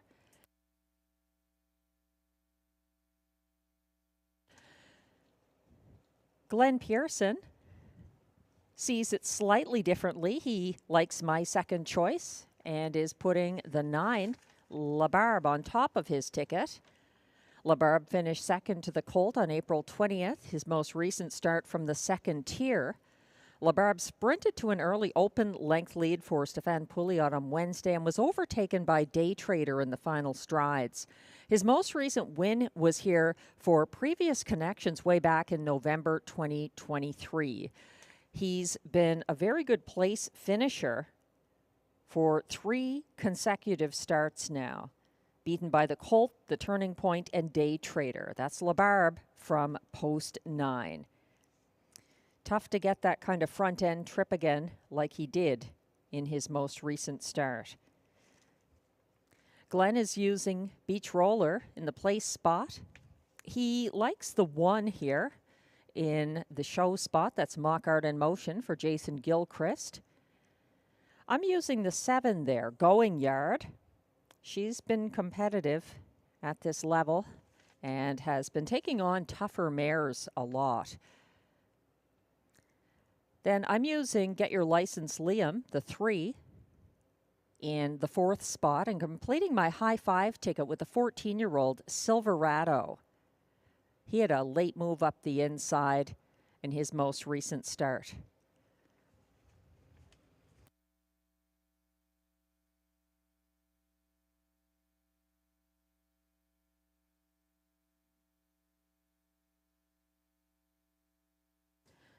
One more time for the multi-leg players. We have 9 races tonight, so that means that race 6 kicks off our final pick 4 sequence of the card, and there is also a high 5 this race.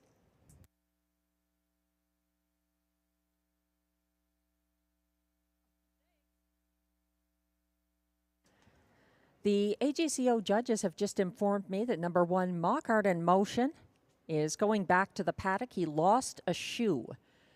So windows remain open for wagering on race 6. Mockart in Motion being taken to the backstretch by Jason Gilchrist to replace a lost shoe.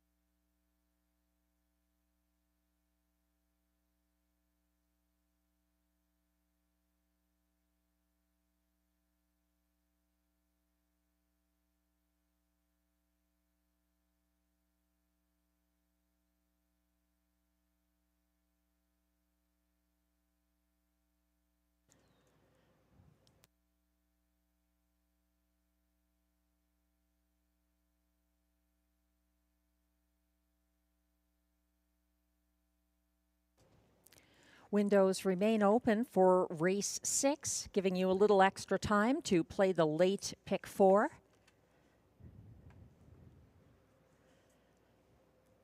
Mockart in Motion getting that shoe replaced.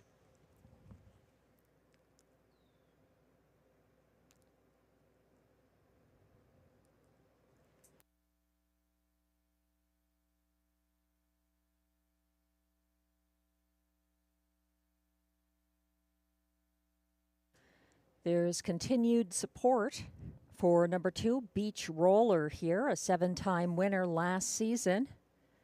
And as mentioned, a good record for driver Marie-Claude Auger. He only missed the Rideau Superfecta 3 times in 12 tries last season for Marie-Claude Auger. That's Beach Roller, even money right now.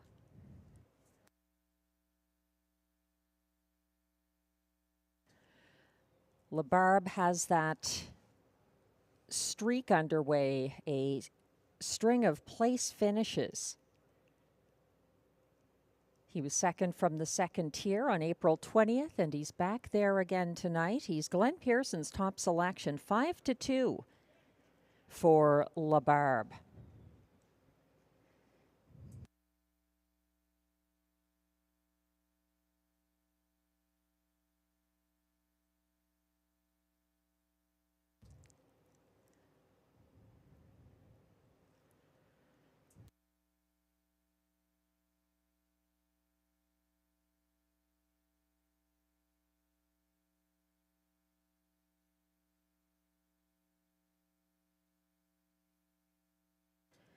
Somewhat overlooked on the board at 20-1 is number 7, Going Yard.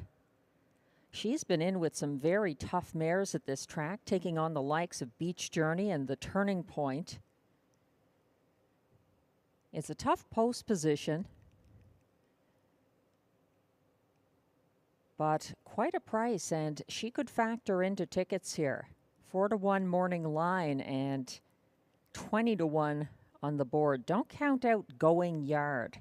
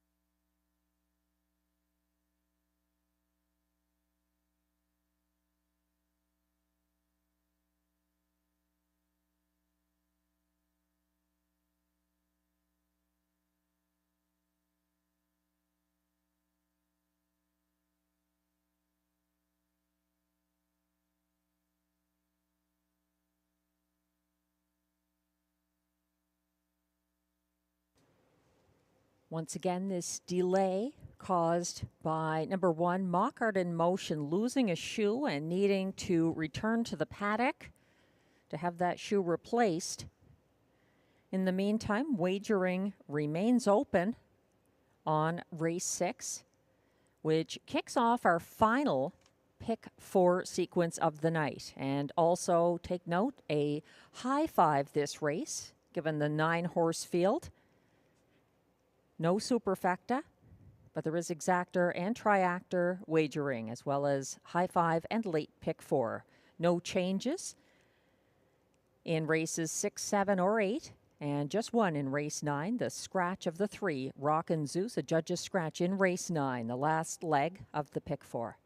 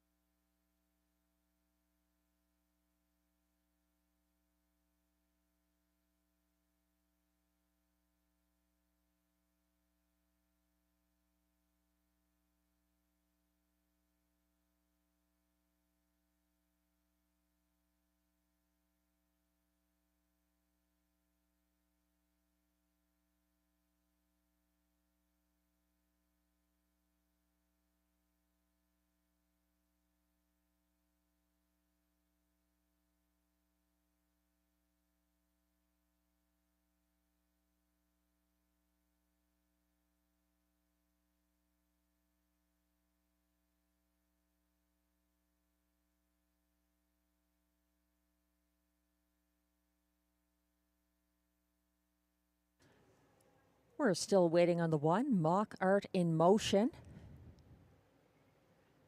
to return after a shoeing repair. There's continued support in the win pool for number 2, Beach Roller, the 6-5 favorite right now for Gilbert Mercier and Marie-Claude Auger in his second start of the 2025 season.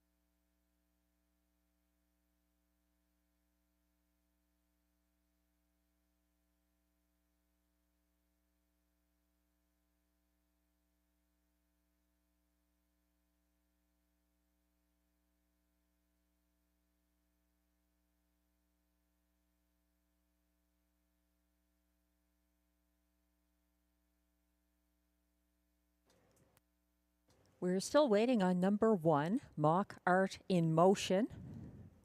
Windows remain open for race 6. Exactor, triactor, high 5, and pick 4 wagering.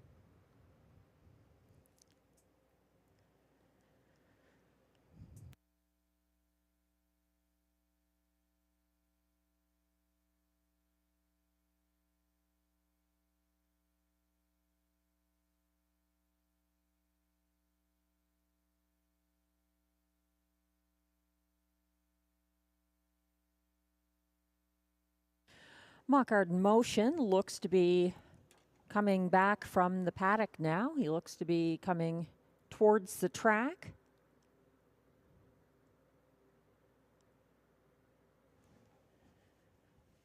Jason Gilchrist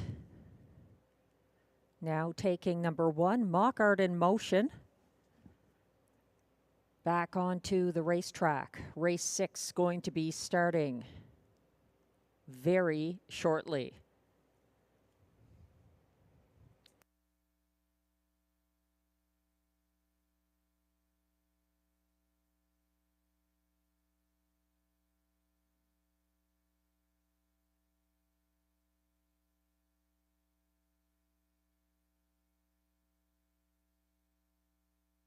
There's been a little extra time to play that late pick 4. This is your final opportunity. The horses are approaching. They're going behind the gate momentarily. We apologize for the delay.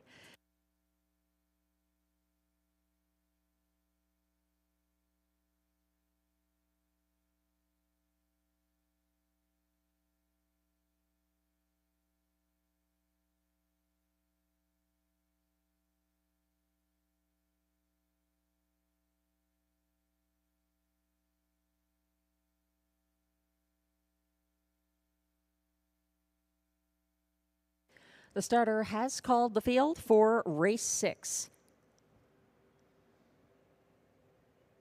1, Mockart in Motion, back from the shoeing repair for driver Jason Gilchrist. 2 is Beach Roller, 4 to 5 favorite right now for Marie-Claude Auger. 3 is Get Your License Liam. William Waugh. 4, Savoir du Haras for Guy Gagnon. 5, Silverado, Ryan Guy. 6, Hella's Rocket, Sebastian Turenne. 7, Going Yard, Melanie Plourde. On the outside, 8, Perfect Dalliance for Robert Shepard. And the trailer is 9, La Barbe, Stéphane Pouliot. They're on the turn, gradually finding their positions behind the gate.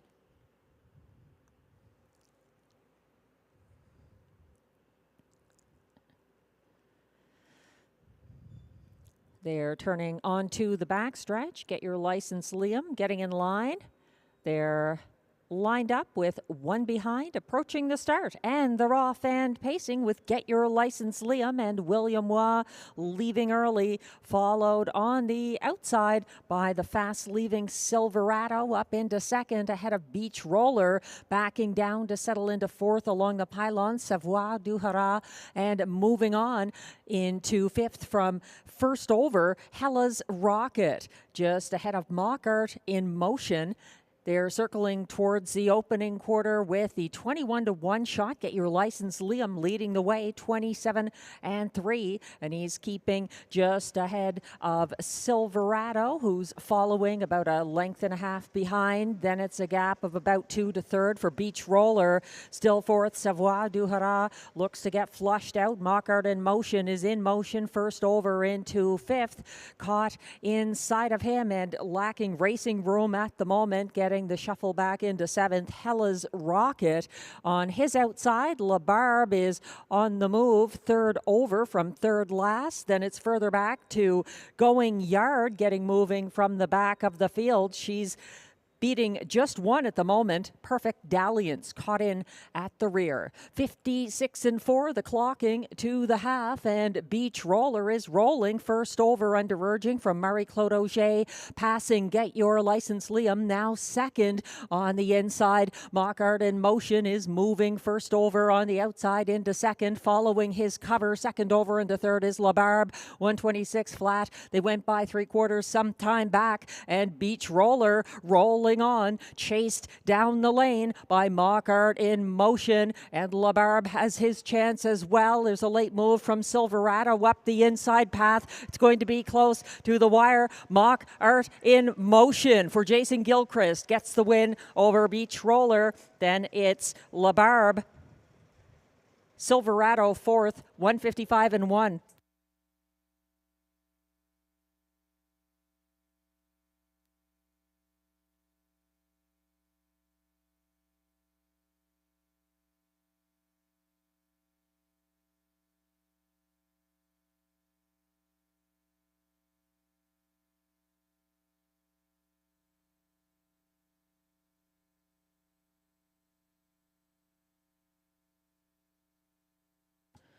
Beach Roller had a lead that gradually diminished as Mock Art in Motion ate into that advantage down the lane for the 155-1 victory. Beach Roller holding on gamely for place ahead of La Barbe.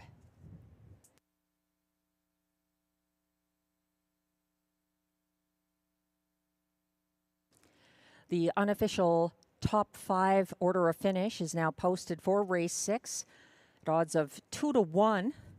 A mild upset for number 1, Mock Art in Motion, and Jason Gilchrist, the race winners. Finishing second, beaten even money favorite, Beach Roller, number 2. 9, La Barbe was third, ahead of 5, Silverado, fourth, and 4, Savoir du Hara finished fifth. 1, 2, 9, 5, 4, the unofficial top 5 order of finish for race 6. Please hold all tickets.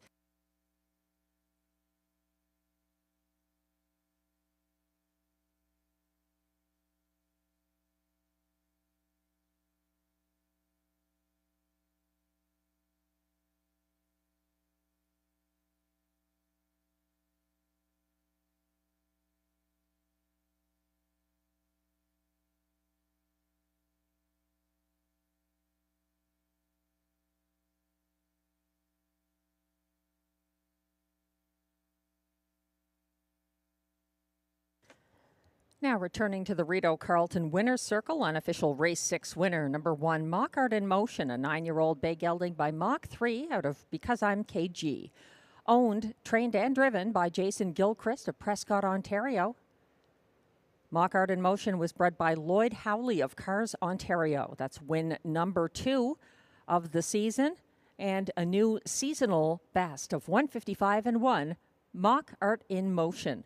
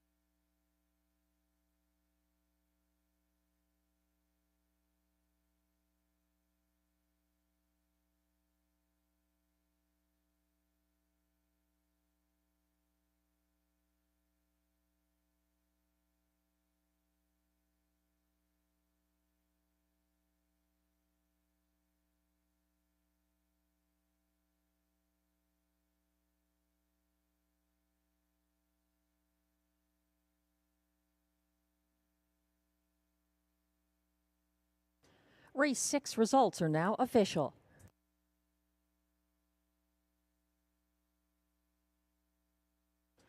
Prices are posted for race 6. Number 1, Mock Art in Motion, returns $6.40 to win. The $2 1-2 exactor pays $17.30. It's $33.95 for the $1 triactor 129 ticket. And the 20-cent super high 5 ticket 12954 pays $60.47.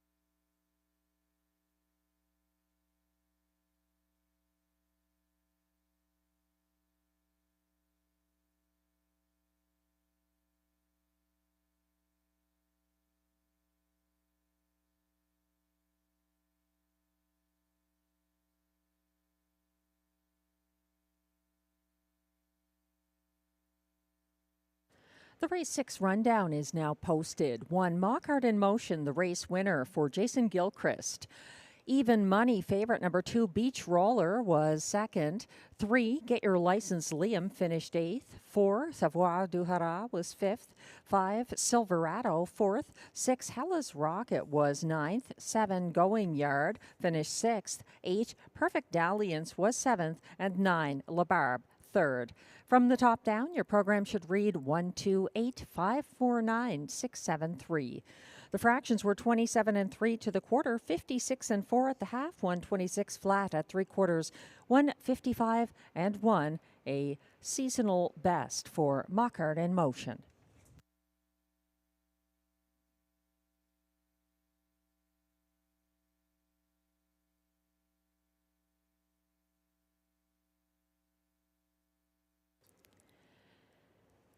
There are always things happening here at Rideau Carleton, and some great dining options, in particular with the best scenery, arguably, in the Ottawa area. So if your mother or grandma or the mother figure in your life enjoys horses, bring her to the track on Mother's Day for the delicious brunch at Cafe Italiano that faces the track. And brunch is served from 11 a.m. until 2 p.m. on Mother's Day, Sunday, May 11th. I highly recommend reservations. It's likely to sell out. The food is great, and again, some beautiful views. And stick around for the live races that Sunday evening of Mother's Day, May 11th.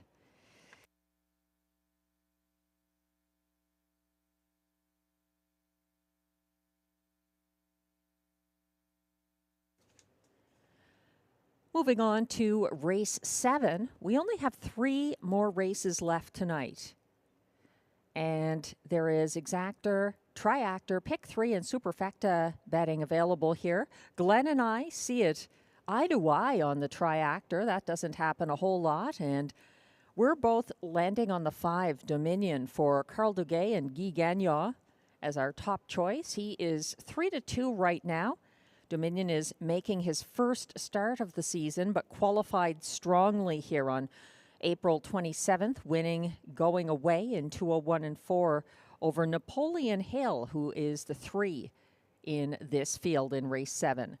Glenn and I both using 6, JM Stella, a beaten favorite last Wednesday.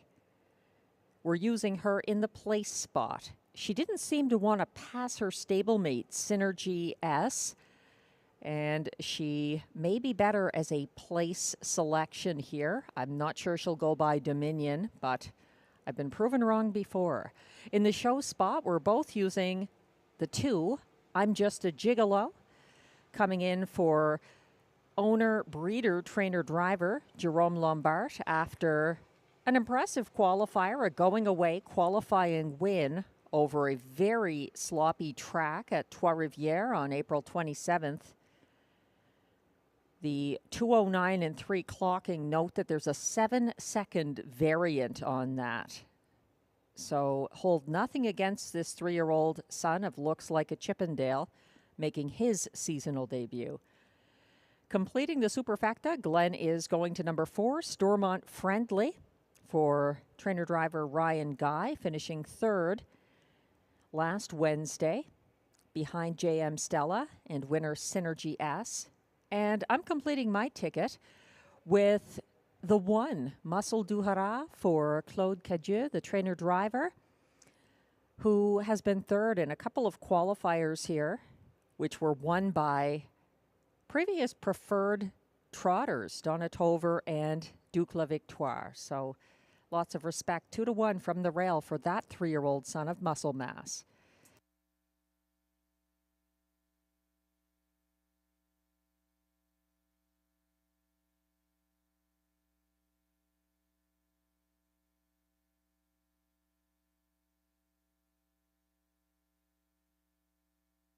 While we're talking about upcoming events and waiting for the race 7 post parade, don't forget the second leg of the U.S. Thoroughbred Triple Crown, the Preakness Stakes, is coming up on Saturday, May 17th. You can catch it in the Rideau Carleton Trackside Simulcast Lounge. Programs available Self-serve machines for wagering. The snack bar may be open again as it was on Kentucky Derby Day. I'll get you some more information on that. And importantly, if you stick around for the whole Preakness card, you can get involved early evening in the free-to-play handicapping contest. On track only, Saturday nights. The current jackpot coming into this Saturday evening is $1,100.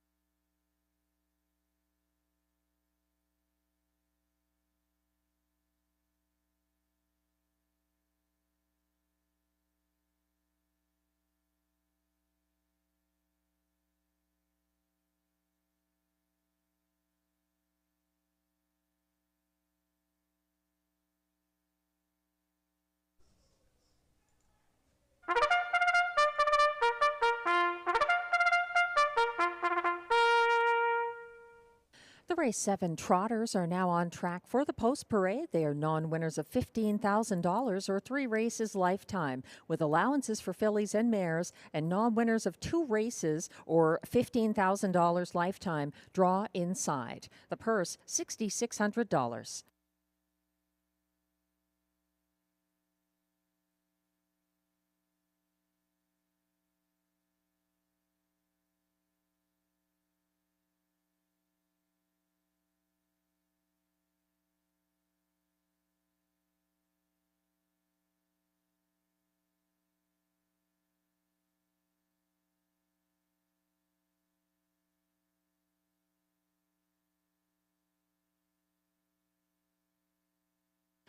Leading the post parade, number 1 is Muscle du Hara, owned by Gestion J.Y. Blais Incorporated, Montreal, Quebec, trained and driven by Claude Cadieux.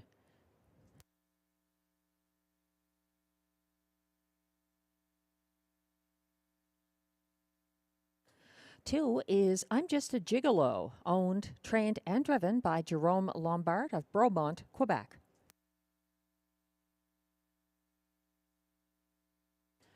3 is Napoleon Hill, owned by Joan Castle of Smiths Falls, Ontario, trained by Macy Castle and driven by Pascal Berube.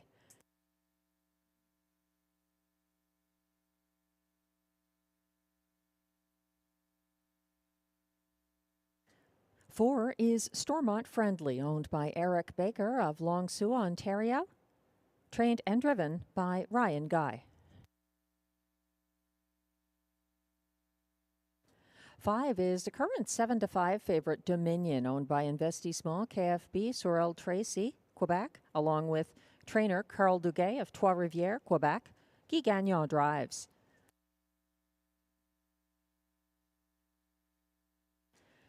And rounding out the field from post 6, J.M. Stella, owned by Ferme Canico Farm Incorporated, Saint-Bernard-de-l'École, Quebec, trained by Kelly Duval Lacaille and driven by Sylvain Lacaille. That's your field of 6. There were no changes in races 7 or 8. If you're playing the late pick 3, the only change is in the last leg. Race 9, scratch the 3. There's exactor, triactor, superfecta, and pick 3 wagering here.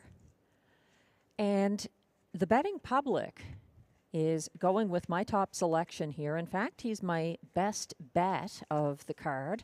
Number 5, Dominion, making his first start of 2025. He dominated a 5-horse April 27th qualifier here with a going-away win over the next closest rival, Napoleon Hill, who is the 3 in this field. Guy Gagnon was in the sulky for this gelding's first Rideau Carleton win, which was last October 27th on the front end at a slightly lower classification, but from the same post position. Even money right now on the 5 Dominion. It's 2-1 on the 6 JM Stella. She was second as a beaten 1-2 favorite in her most recent effort here. Glenn and myself both putting Dominion on top of the ticket and agreeing on the 6 JM Stella for the place spot. She was second over from last on the first turn Wednesday, back down to last before the quarter and had a second move. First over from last on the backstretch. She closed in on her stablemate, Synergy S, right to the wire and finished with broken equipment. She's 2-1 here. JM Stella from post 6. The 2, I'm Just a Gigolo, is the third choice of Glenn and myself. He's a homebred, making his first 2025 start. He had 2 Quebec Stakes wins on the front end at Hippodrome 3R last season for Jerome Lombard, and a going-away victory over a sloppy Hippodrome 3R surface in a 2-horse April 27th qualifier. Then there's the 1, 9-2 right now. That's my 4th choice, the former $20,000 London yearling sale purchase, Muscle du Hara, who broke his maiden last July 26th on a class drop from Stakes Company at Hippodrome 3R. He wired for Marie-Claude Auger that start. He was a distance third in his April 27th Rideau qualifier behind preferred trotters and has never missed the superfecta. That's the 1, Muscle du Hara. Glenn is using number 4, Stormont Friendly, to complete his superfecta. Trained and driven by Ryan Guy. She's hit the board in half of her 8 starts this season. Some of them against younger and less experienced trotters. That's the 4, Stormont Friendly. 7-1 right now in the win pool.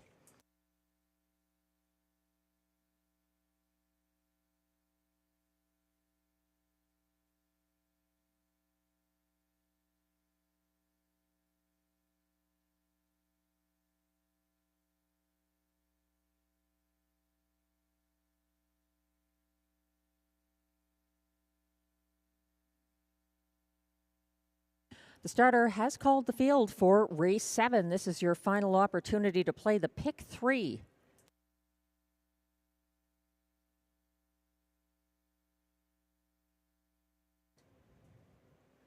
The trotters are lining up behind the gate. 1 is Muscle du Hara for Claude Cadieux. 2, I'm Just a Gigolo, Jerome Lombard.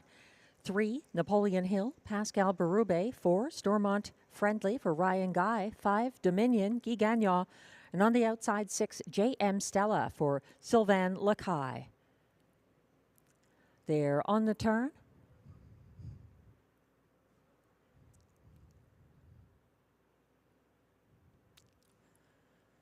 The trotters are perfectly in line, approaching the backstretch.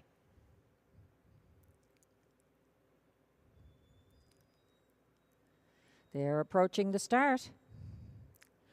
And they're off and trotting, dropping back early. Muscle du Hara, as I'm Just a Gigolo, powers to the front for Jerome Lombard. And Stormont Friendly is going to sit a very loose pocket. She is now about 4 lengths behind the leader in second. That's Napoleon Hill moving up into third, followed by JM Stella in fourth. Then it's Muscle du Hara, and unfortunately on a break, Dominion is far back on the first turn.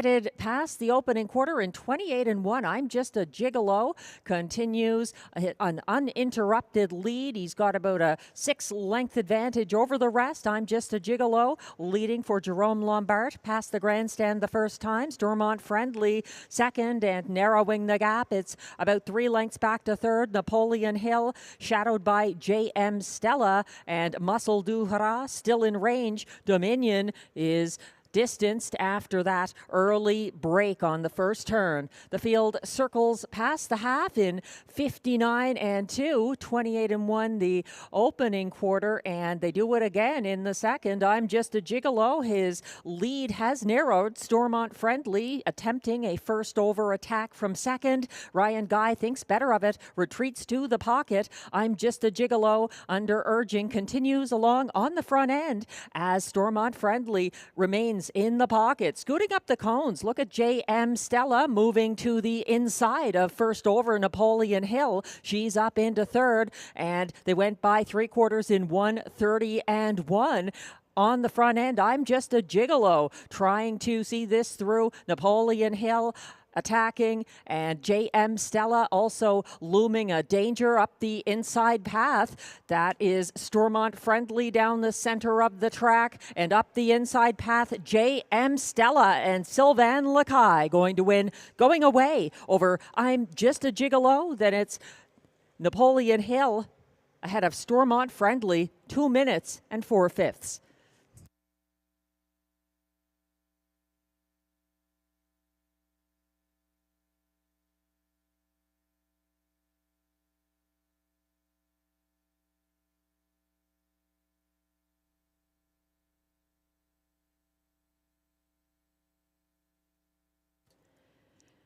It was a perfect trip for J.M. Stella, wearing down the pace setter. I'm Just a Gigolo during the stretch drive after some quick early fractions. J.M. Stella getting her first win of the season in start number 3. I'm Just a Gigolo held on for place in this 2 minutes and 4/5 mile.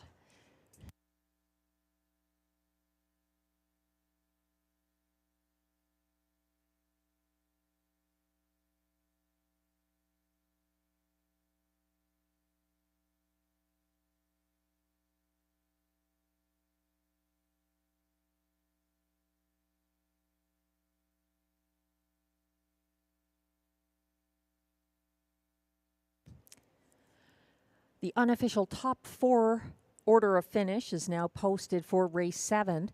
At odds of 2 to 1, number 6, J.M. Stella, the race winner for Sylvain Lacaille. Finishing second was the 2, I'm Just a Gigolo. Third was 3, Napoleon Hill. And 4, Stormont Friendly finished 4th. 6, 2, 3, 4, the unofficial top 4 order of finish in race 7. Please hold all tickets.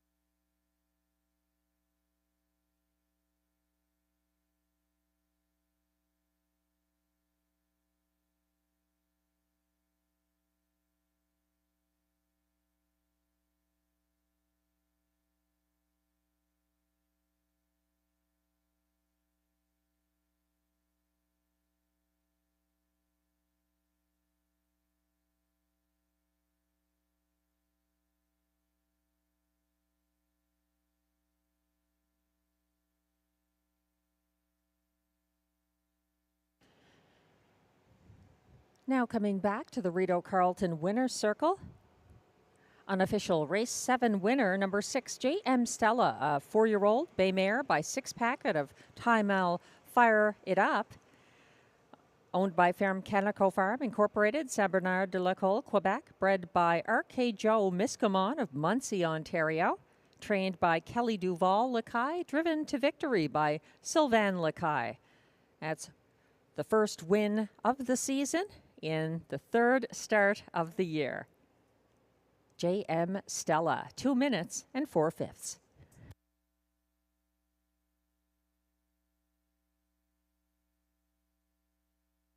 Race 7 is now official.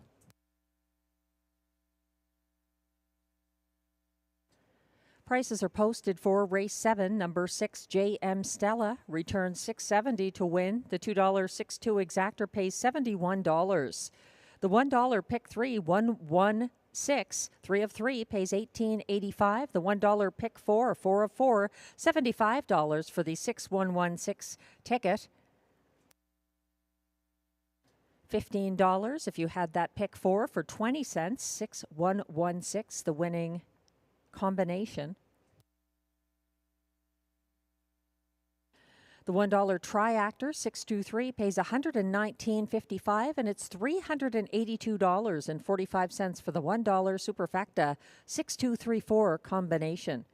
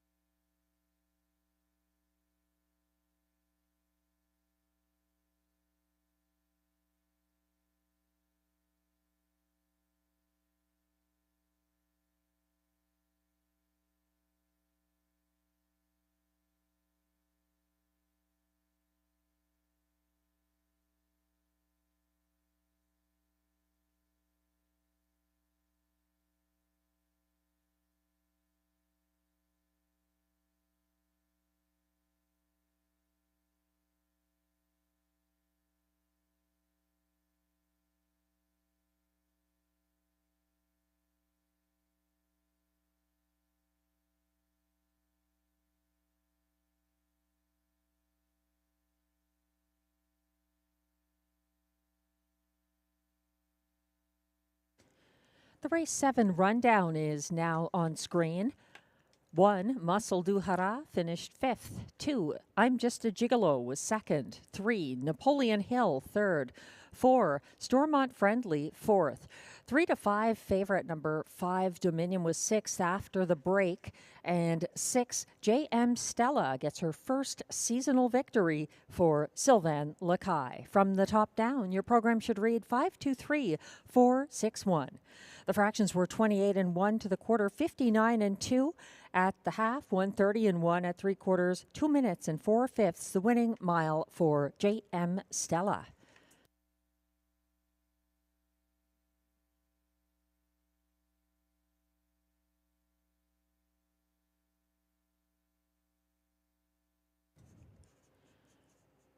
Only 2 more races left on tonight's card, and just another reminder, you can never get too many reminders about Mother's Day if you're still looking for something special to do with the whole family, or just take Mom herself out for a beautiful brunch.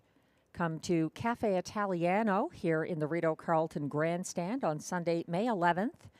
The brunch runs from 11 a.m. until 2 p.m., and I highly suggest reservations for Sunday, May 11th, Mother's Day. It's a really excellent brunch and some beautiful views of the racetrack.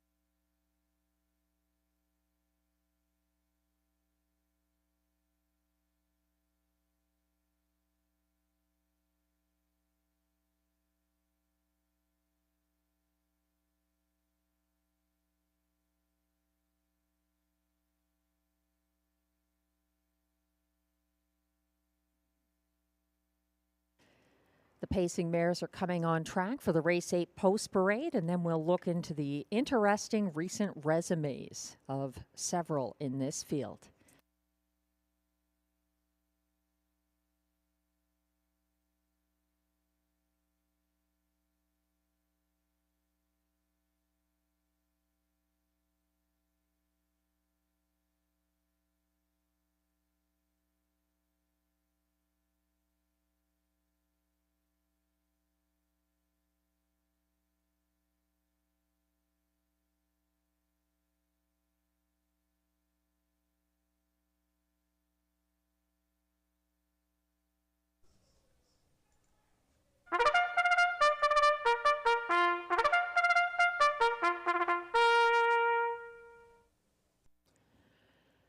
These pacing mares are non-winners of $50,000 lifetime, also eligible non-winners of $6,500 in their last 5 starts, and also eligible not listed preferred pacers who draw outside. They race for a purse of $8,000.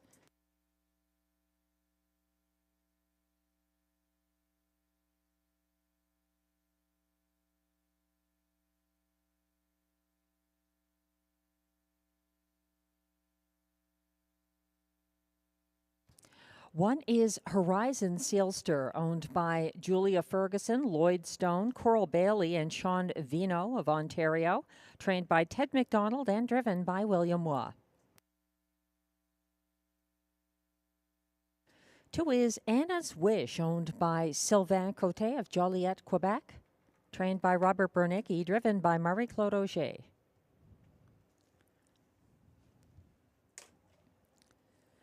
3 is Share the Moment, owned, trained, and driven by Michel Lagacé of Terrebonne, Quebec.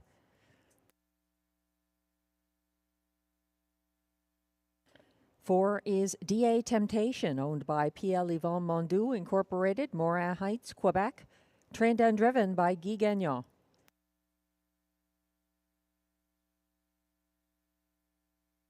5 is Speaker Nancy, owned by Jamie Copley of Kenmore, Ontario, with the Ottawa Bob Racing Stable of Ottawa, trained by Mandy Archer, driven by Robert Shepard. Rounding out the field from post 6, it's Sauble Amber, owned and trained by Michel Lagacé, Terrebonne, Quebec, driven by Pascal Berube. That's your field of 6 high-class pacing mares for upcoming Race 8. No changes in Race 8. There's exactor, triactor, superfecta, and late daily double wagering. For those playing the late double, note that the 3 Rock and Zeus is a judge's scratch in Race 9. There were no other changes in either of the last 2 races.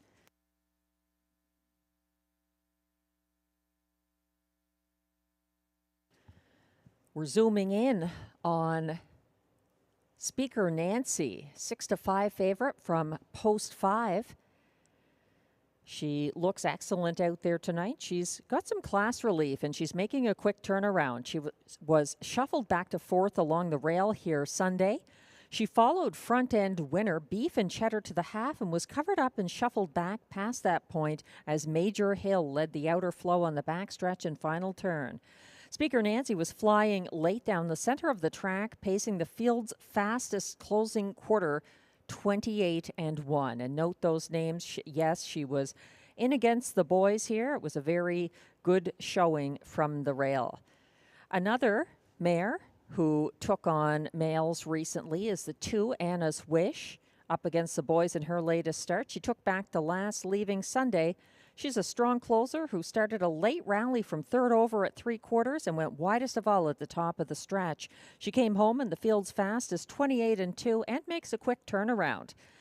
Glenn Pearson is going with Speaker Nancy on top of his ticket. I am leaning towards the 6, Sobble Amber. Both of us like Anna's Wish for show, and then Glenn is going with number 4 to complete his superfecta, and I'm going to the rail. So he likes Guy Gagnon's DA Temptation, coming back for her first start since April 23rd. She was a judge's scratch on May 4th. I like the 1, Horizon Sealster, who has back-to-back wins for William Waugh and Ted McDonald. She is in rather deep here, but showing some very good efforts since joining Ted McDonald and coming to Rideau Carleton this season. 2-1 right now on my top choice, Sobble Amber, who finished 3rd last Saturday to light the torch in the Hippodrome 3R Preferred after cutting the fractions.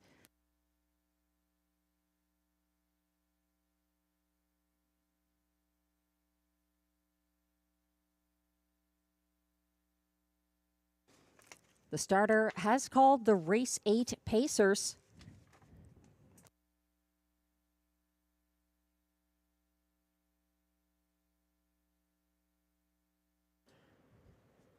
There's still some time left if you'd like to play the late double that begins here.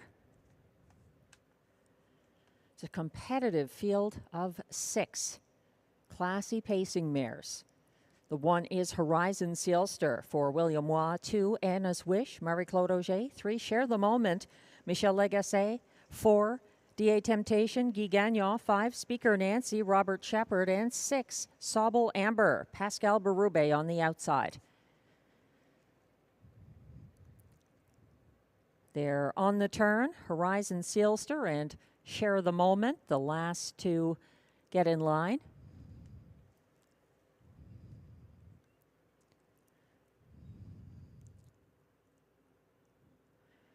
They're on the back stretch. Horizon Sealster still taking her time catching up. And the rough and pacing, and that is Horizon Sealster leaving well from the rail. Battling her early, that's DA Temptation, now moving to the front for Guy Gagnon. Horizon Sealster pockets up about 3 lengths ahead of Anna's Wish, following single file third ahead of Speaker Nancy, the 2-5 choice.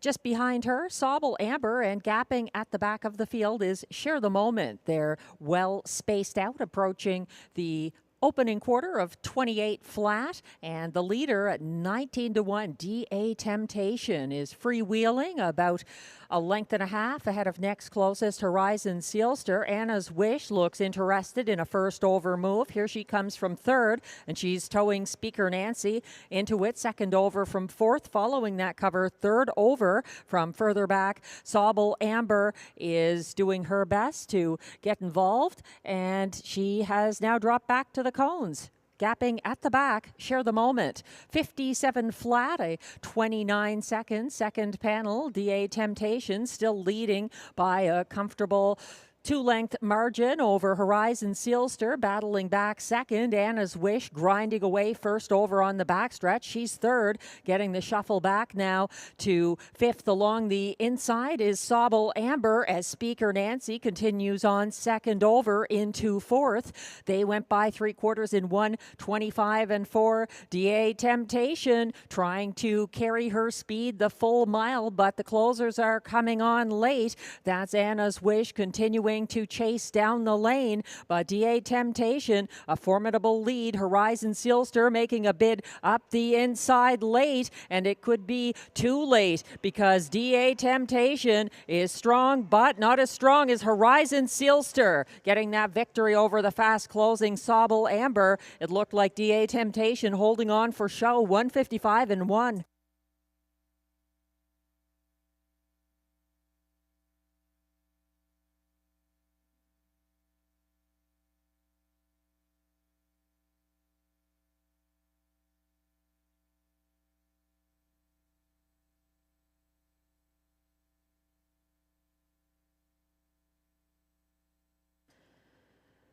It says a lot about a horse or mare when they win on the class jump, and Horizon Sealster did just that. A perfect drive by William Waugh, and she gets the victory. Her third straight victory at Rideau Carleton.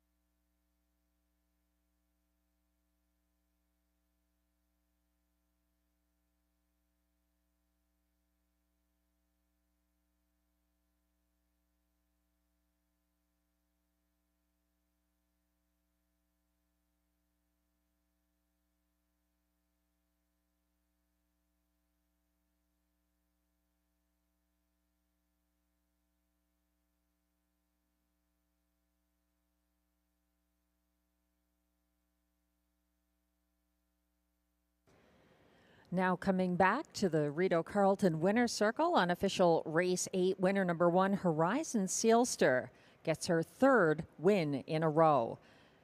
She's a 4-year-old bay mare by Bettor's Delight out of Hope and Faith, owned by Julia Ferguson, Lloydstone, Coral Bailey, and Sean Vino of Ontario. She was bred by Sealster Farms Incorporated, Lucan, Ontario, trained by Ted McDonald, driven to victory by William Waugh. That's win number 5 of the season, 155-1. Horizon Sealster. The unofficial top 4, make that top 5, are displayed on screen. 1, Horizon Sealster, upsets at a price of 9-1 for William Waugh. 6, Sobble Amber was second. 4, DA Temptation was third at 19-1. 2, Anna's Wish held on for fourth. And 5, Speaker Nancy was fifth as beaten 3-5 favorite. There was only superfecta wagering here, not a high 5. So 1, 6, 4, 2, the unofficial top 4 order of finish in race 8. Oh, it looks like a dead heat for fourth. I could not see that on screen. That is a dead heat for fourth. That's what we've got displayed. So Horizon Sealster 1 is the winner over 6, Sobble Amber second, 4, DA Temptation third, and then the dead heat for fourth means 2 superfecta payouts. The dead heat for fourth between 2, Anna's Wish, and 5, Speaker Nancy.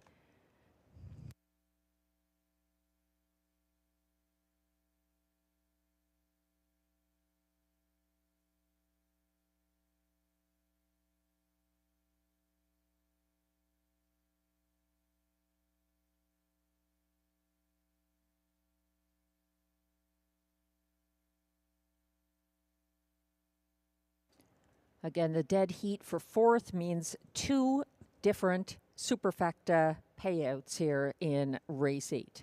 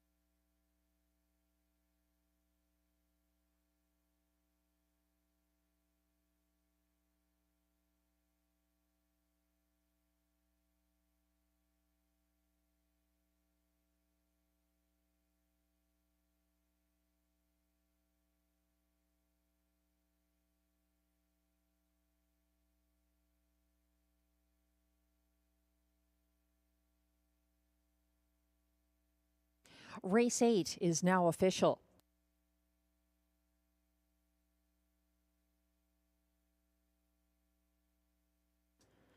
Prices are now posted for Race 8, where number 1, Horizon Sailster, returns $21.10 to win. The $1 Superfecta 1645 combination pays $336.80. Note the dead heat for 4th. That's the one with Speaker Nancy 4th, 1645. If you had the 1642 $1 Superfecta, that returned $308.55 for the $1 Superfecta, with number 2, Anna's Wish, finishing 4th. So again, 2 Superfecta payouts here based on the dead heat for 4th between the 2 and the 5. The $2 1/6 exactor pays $66.90. The $1 1/64 triactor pays $262.40.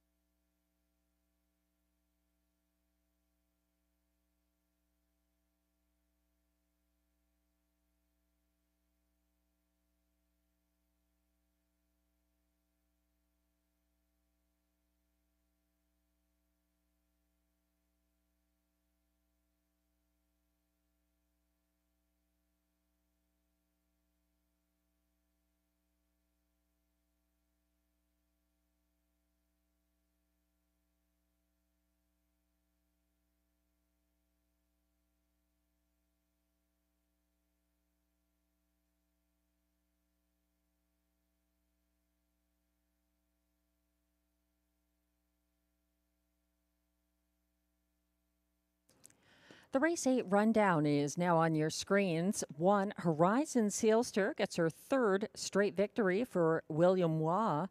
2, Anna's Wish, dead heated, for 4th. 3, Share the Moment, was 6th. 4, DA Temptation, 3rd. 2 to 5, favorite number 5, Speaker Nancy, finished 4th in the dead heat, and 6, Sobble Amber, was 2nd. From the top down, your program should read 1, 4 DH, 6, 3, 4 DH, 2. The fractions were 28 flat to the quarter, 57 flat at the half, 125 and 4 at 3/4, 155 and 1, the victory by Horizon Sailster.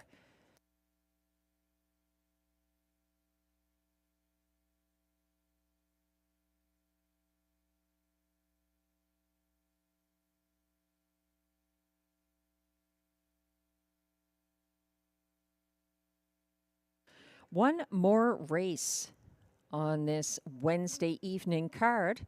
The only change in race 9 is a scratch of the 3, Rock and Zeus, a judge's scratch. There's exactor, triactor, and high 5 wagering. Glenn Pearson putting the 5 Day Trader on top, counting on back-to-back victories for the Mandy Archer trainee, back in line to Guy Gagnon after the April 30th win.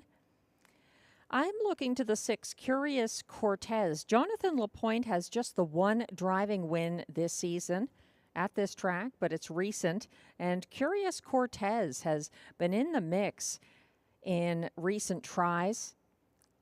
He needs to be in the right place at the right time, as they all do, and he's 0 for 5 this season, but I think he's sitting on another good performance. Whether he gets the win, not 100% sure, but this is a big field with lots of chances.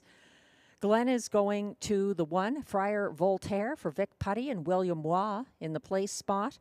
I like the 9 there, Rockin' My Dream, who was flying late from last to third for Ryan Guy on May 4th. So quick turnaround, and 19 to 1 the price on the 9, Rockin' My Dream. Glenn's third choice is number 4, I'm a Dude for trainer-driver Stefan Pouliot, getting some class relief and moving inside. He's had back-to-back post-6 starts against some tougher company here.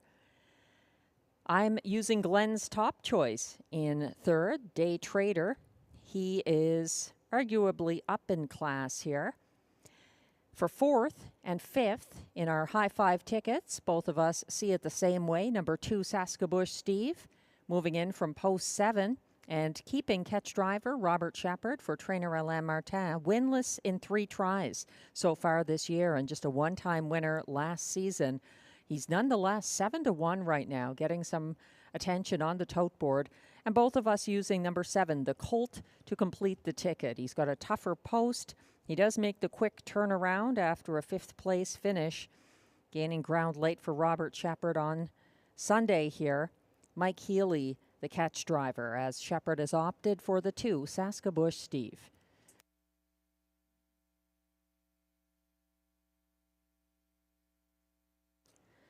Post parade will be coming on track momentarily for race 9.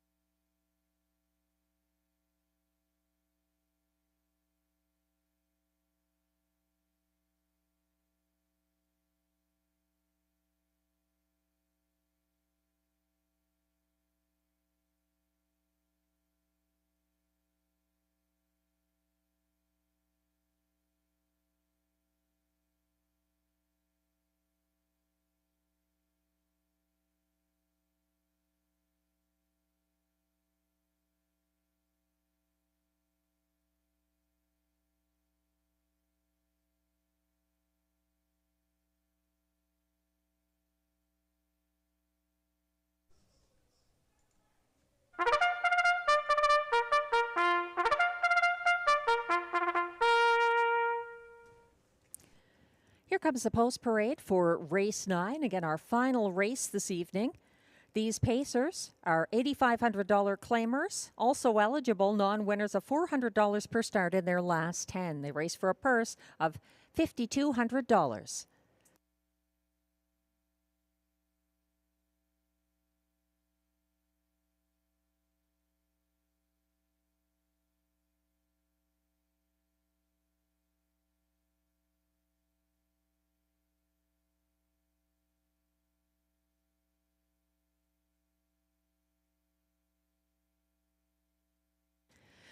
Number 1 is Friar Voltaire, owned by a numbered Canadian corporation with Lloyd Stone, Michael Horwood, and trainer Vic Putty, all of Ontario. William Waugh drives. 2 is Saskabush Steve, owned and trained by Alain Martin of Gatineau, Quebec. Robert Shepard drives. 3, Rockin' Zeus is a judge's scratch.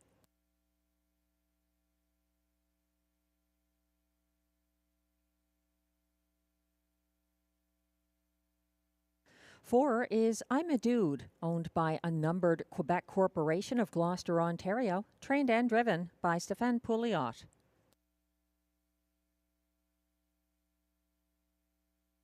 5 is Day Trader, the current 1 to 5 favorite, owned by Gerald Dinell of Ottawa, trained by Mandy Archer, driven by Guy Gagnon. 6 is Curious Cortez, owned by trainer Pierre-Marc Longpré of Crabtree, Quebec, driven by Jonathan Lapointe. 7 is The Colt, owned by Don Lee of Amherst View and trainer Gordon Lee of Odessa, Ontario. Mike Healy drives.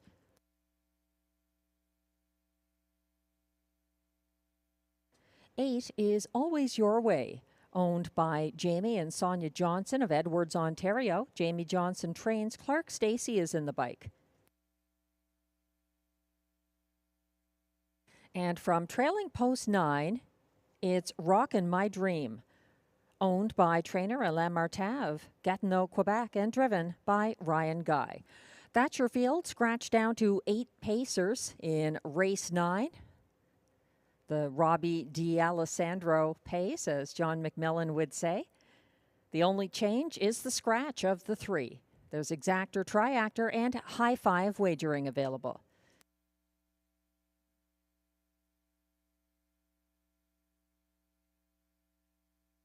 We're getting a closer look at the current favorite in race 9. It's Glenn Pearson's top selection, number 5, Day Trader from the Mandy Archer stable for Guy Gagnon.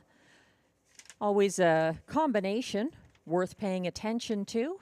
And he's also moving up in class after a win. That's a formula that worked out well for Horizon Sealster at a price last race. You won't get much of a price on Day Trader. He's the 2-5 favorite right now. Sunday's win was a pocket trip, and he beat LaBarbe to get that victory. Number 5, Day Trader.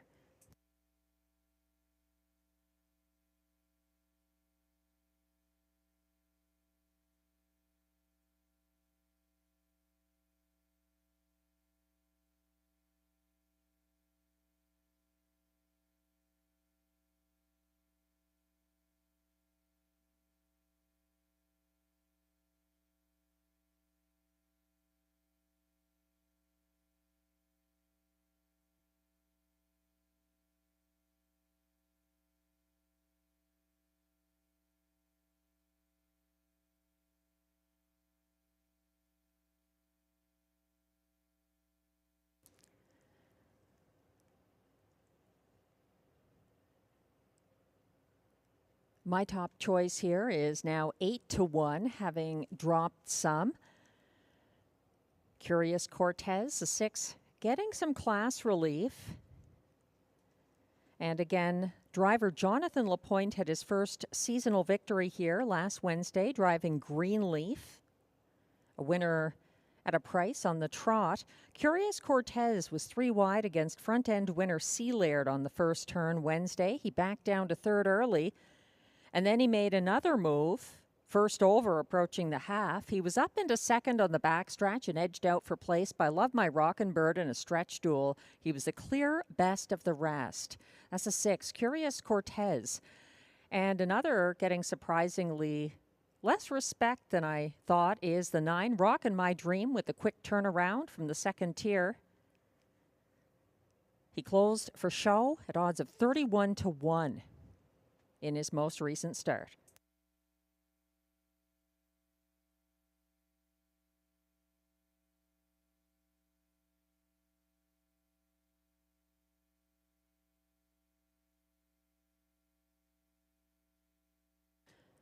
The starter has called the field for race 9. This is our last of the card. Your final chance to play the high 5.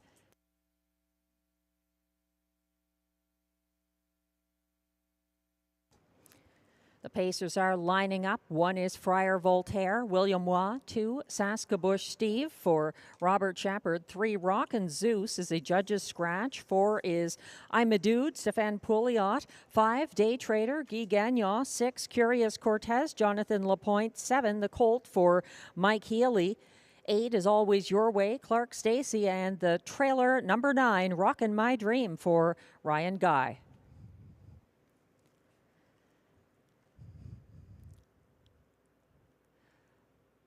They're on the turn with Friar Voltaire, a couple of lengths behind the rest, and Rockin' My Dream. The trailer is gapping behind him slightly. They're approaching the start. They're off and pacing and leaving aggressively. Curious Cortez surging from post 6. The Colt is trying to follow him. He's caught wide early, shuffled back on the inside to third. Friar Voltaire, and between horses gaining ground, Day Trader for Guy Gagnon. So Curious Cortez and Jonathan Lapointe on the point. That's Day Trader moving up at odds of 1-9 to sit the pocket behind that pace setter past a hot 27-3 opening quarter. Friar Voltaire follows from third as they come down the stretch the first time. And fourth in this spaced outfield is Saskabush Steve. It's a gap of about 4 back to fifth place. The Colt, he is followed by I'm a Dude. And at the back of the field are Always Your Way and Rockin' My Dream as they head around the turn towards the halfway point. Curious Cortez breaking the beam in 56 flat. He's still shadowed by Day Trader from the pocket. Friar Voltaire is gapping third, and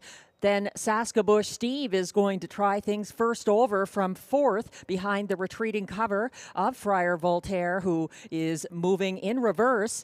Second over into fifth along the backstretch. The Colt is coming on. The rest are bunching up behind that. A 3-wide effort for I'm a Dude now underway from the back of the field. 124-3 at 3/4, and he's going to be tough to catch on the front end. Curious Cortez is going to have to face off down the stretch with Day Trader, who's coming on late for Guy Gagnon. No one else in easy range of this pair, so it's between them. Curious Cortez on the inside, and then it's going to be Day Trader moving past at the wire. Holding on for show was Saskabush Steve. Fourth, Rockin' My Dream, 154-1.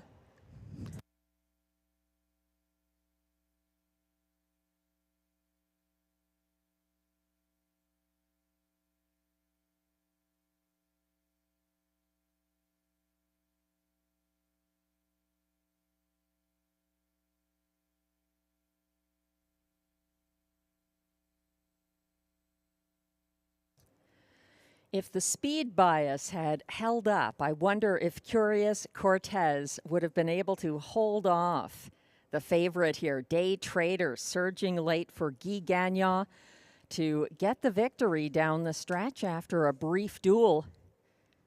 Day Trader going back to back, 154-1.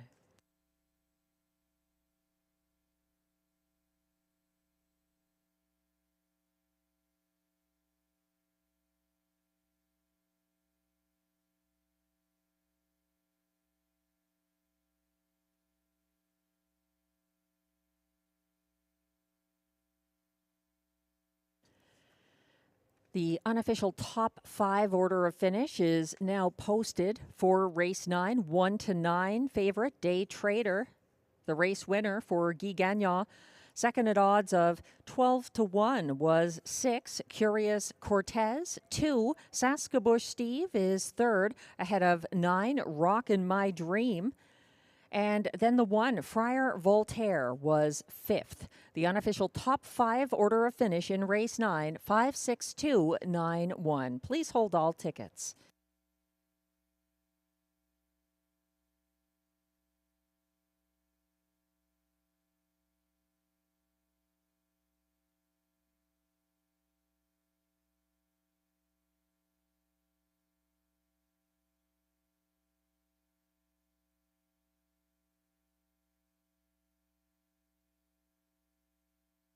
Guy Gagnon had wins on the card earlier with Ciel Bleu and also Amicable Hanover.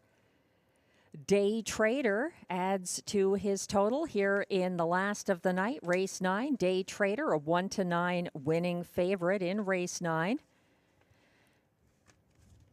Day Trader, a 5-year-old bay gelding by Stay Hungry out of Day to Ponder, owned by Gerald Donnell of Ottawa, bred by Mark Smith of Lexington, Kentucky, trained by Mandy Archer, driven by Guy Gagnon. 154-1. Day Trader.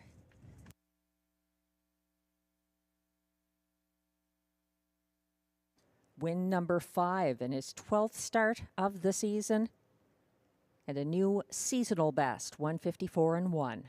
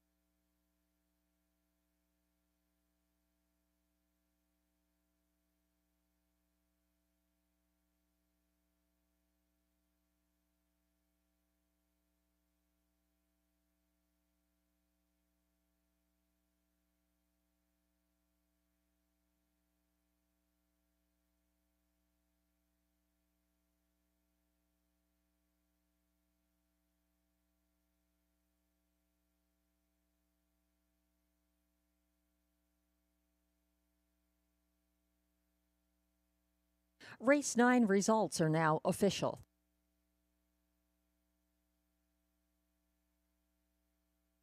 Prices are posted for race 9, where number 5, Day Trader, pays $2.30 to win.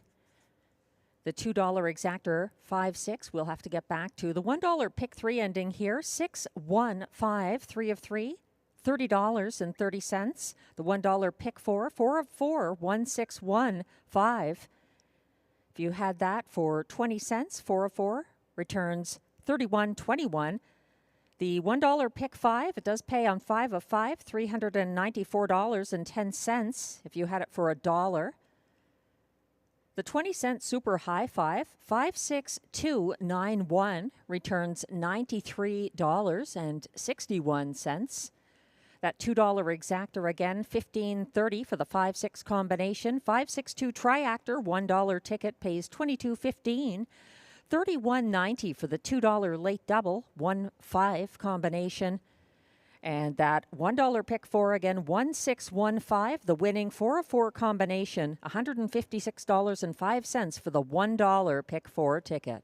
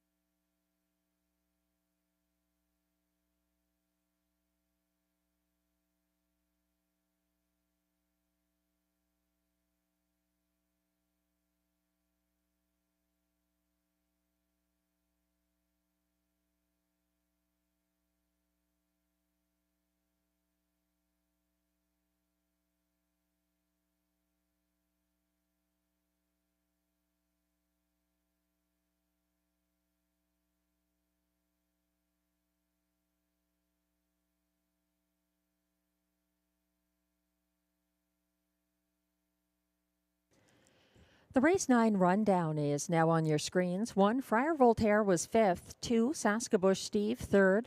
3, Rockin' Zeus, a judge's scratch. 4, I'm a Dude 7th. 5, Day Trader, the race winner for Guy Gagnon, a 1-9 winning favorite. 6, Curious Cortez was 2nd. 7, The Colt finished 8th. 8, Always Your Way was 6th. And 9, Rockin' My Dream 4th. From the top down, your program should read 5-3 scratch 712-864. The fractions were 27 and 3 to the quarter, 56 flat at the half, 124 and 3 at 3/4, 154 and 1. The winning mile for Day Trader in a new seasonal best.